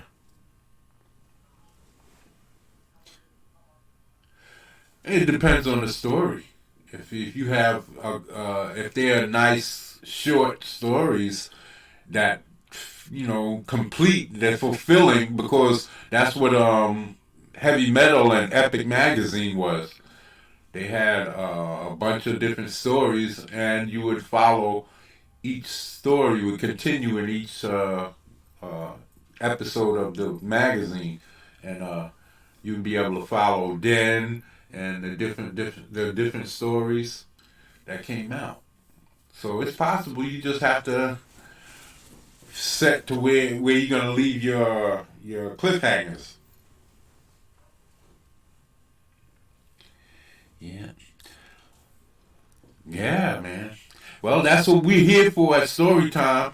This is what we're here for. If you need any help, you know that I'm here. I can help you out at any time. I got to start focusing on writing stories. The next time we come, next week when we come here, we're going to focus on writing stories. This is another week where we didn't do any writing. But I was trying to get the stories out, but we was straying a little. So uh, I want to start fixating on writing a story and getting it, from one point to the next, and then creating characters and everything. That's what I want for story time. I really wanted to get it to this point where we eventually get a book that we can campaign and make money for people. And everybody can become gods. Praise the goddom. Yeah. No, not a problem. Not a problem. Yeah, buddy.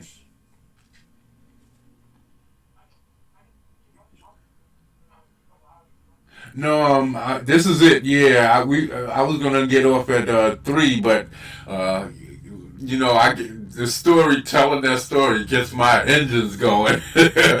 So I kind of ran my mouth. So yeah, but I'm gonna see what I can get into, and because I'm gonna finish. I was working on the cloth figures, and I've got the collarbones all ready to put on, and I'm starting to figure out where I'm gonna start cutting to make the ribs, and so where really I need to cut slats between the ribs so that I can attach the muscles, make it easier so I can attach the muscles and everything. So that's what's coming next. And once I start attaching the muscles, see, that's what I need a camera for.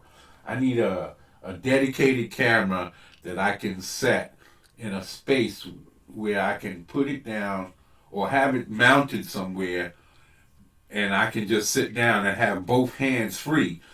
Those videos that I make, one hand is on my phone and one hand has got the figure in my hand, so I can't really do anything.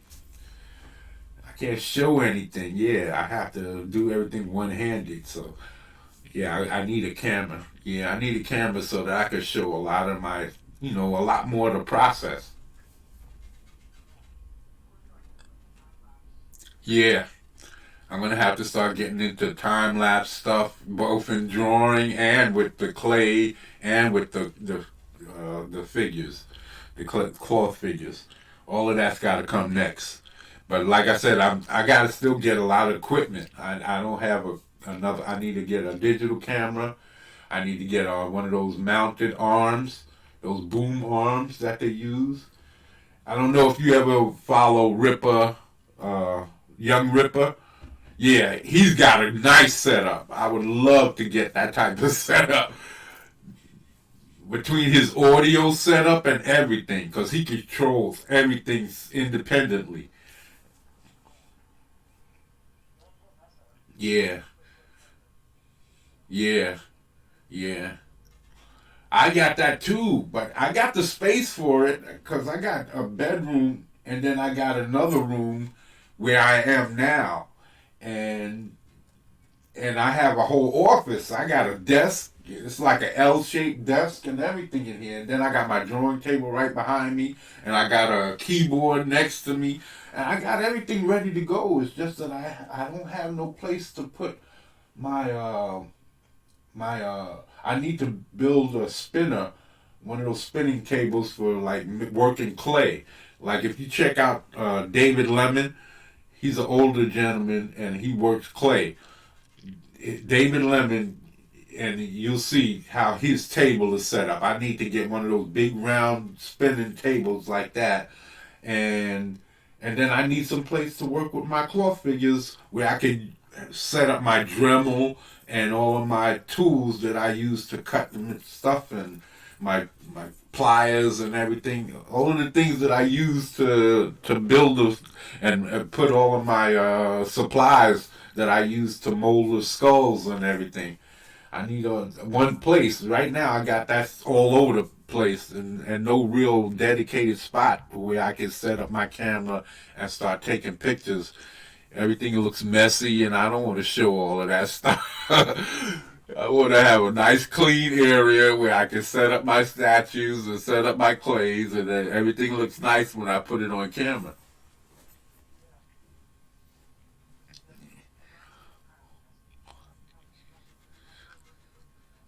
Yeah, yeah. Yeah, that's why I don't really show nothing yet because I'm not really comfortable with showing my personal space yet.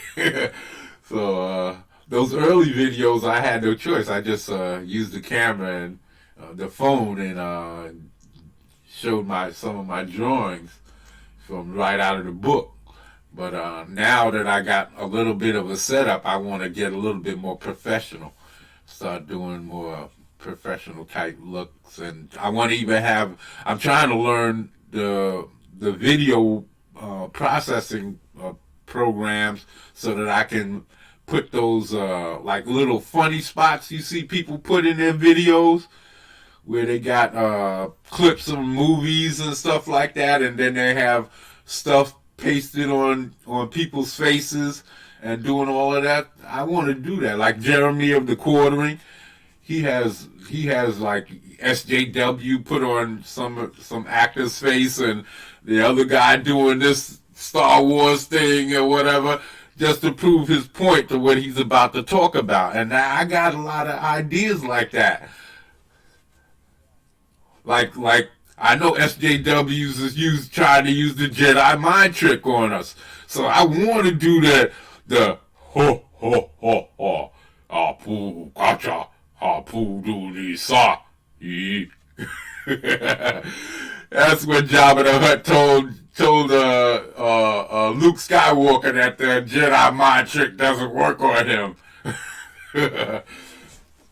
See, so I want to do all of that. I want to do all of it, but I don't know how to use the programs yet.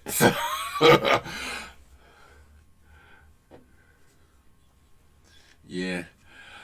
Well, Rebel, it's 4 hours into the stream now, and I think I'm gonna call it quits now. I think I gotta take a piss anyway, so I wanna hit the head, and then later on I gotta get back to. I'm gonna see if there's anybody streaming and see what they might be talking about. See if EVS is doing anything, and then hopefully next week. And next week at the same time, we're gonna definitely hook up again. If you come through here, we're gonna do some stories. And I'm gonna try and hopefully, if I get the money together, I'm gonna do because right now I'm on the free StreamYard plan. So once I get my StreamYard, if I get on the year plan, then I'll be able to unlimited streaming, and then I might be streaming a few more times during the week. So that's what I'm hoping to do. I want to start picking up my activity online, making more videos, showing more stuff. So yeah, the algorithm is looking, because every time I add more videos, I get bumped. More people start watching my stuff, and I get bumps in all of my videos. All of my videos start picking up in how many views. So the object is to keep putting up content. Keep putting up content. Yeah. Oh, yeah, good to hear your voice. Yeah, I'm glad to hear you. I got my day ones, man. I got a crew now. We got some places I can bounce story ideas off of and get that little back and forth play. This is what I wanted. The first week was terrible because I was in here talking to myself the whole time. But now we can talk back and forth, make jokes, and get like EVS and Cecil in them. Cause that's what makes it work, man. When you have that back and forth conversation, people cracking jokes, that's what makes it work.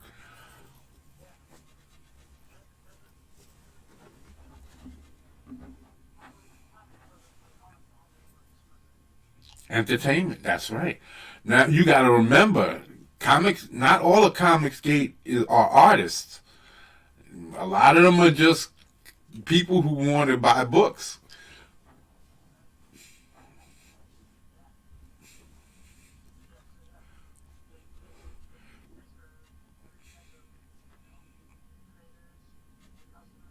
That's right. That's right. That's right. Anybody who's interested. That's why I put it out there. I'm going to do a video stating the whole thing about story time, and how if you want to become a demigod like Stan Lee, story time will help you become one by allowing you to make a book and put it out there, and then you get paid from it. That's why I thought that was a good idea. That's why I'm going to keep promoting that. Keep putting that out there, that if you want to become a storyteller, you can do that at story time. and become part of the Goddom. That's right. Praise the Goddom. All right, House Rebel. Till next week. And maybe, well, now that you got your Twitter account active, you're going to have to start using that too, because Twitter and YouTube kind of works hand in hand. So the more Twitter followers you can get them to drive them to your YouTube account. I got a Facebook account and I got a Patreon. So yeah, you gotta try and build up your viewership. Try to drive them to your YouTube channel, and that's the way when you're ready to come out with your comic, you got people ready there and waiting.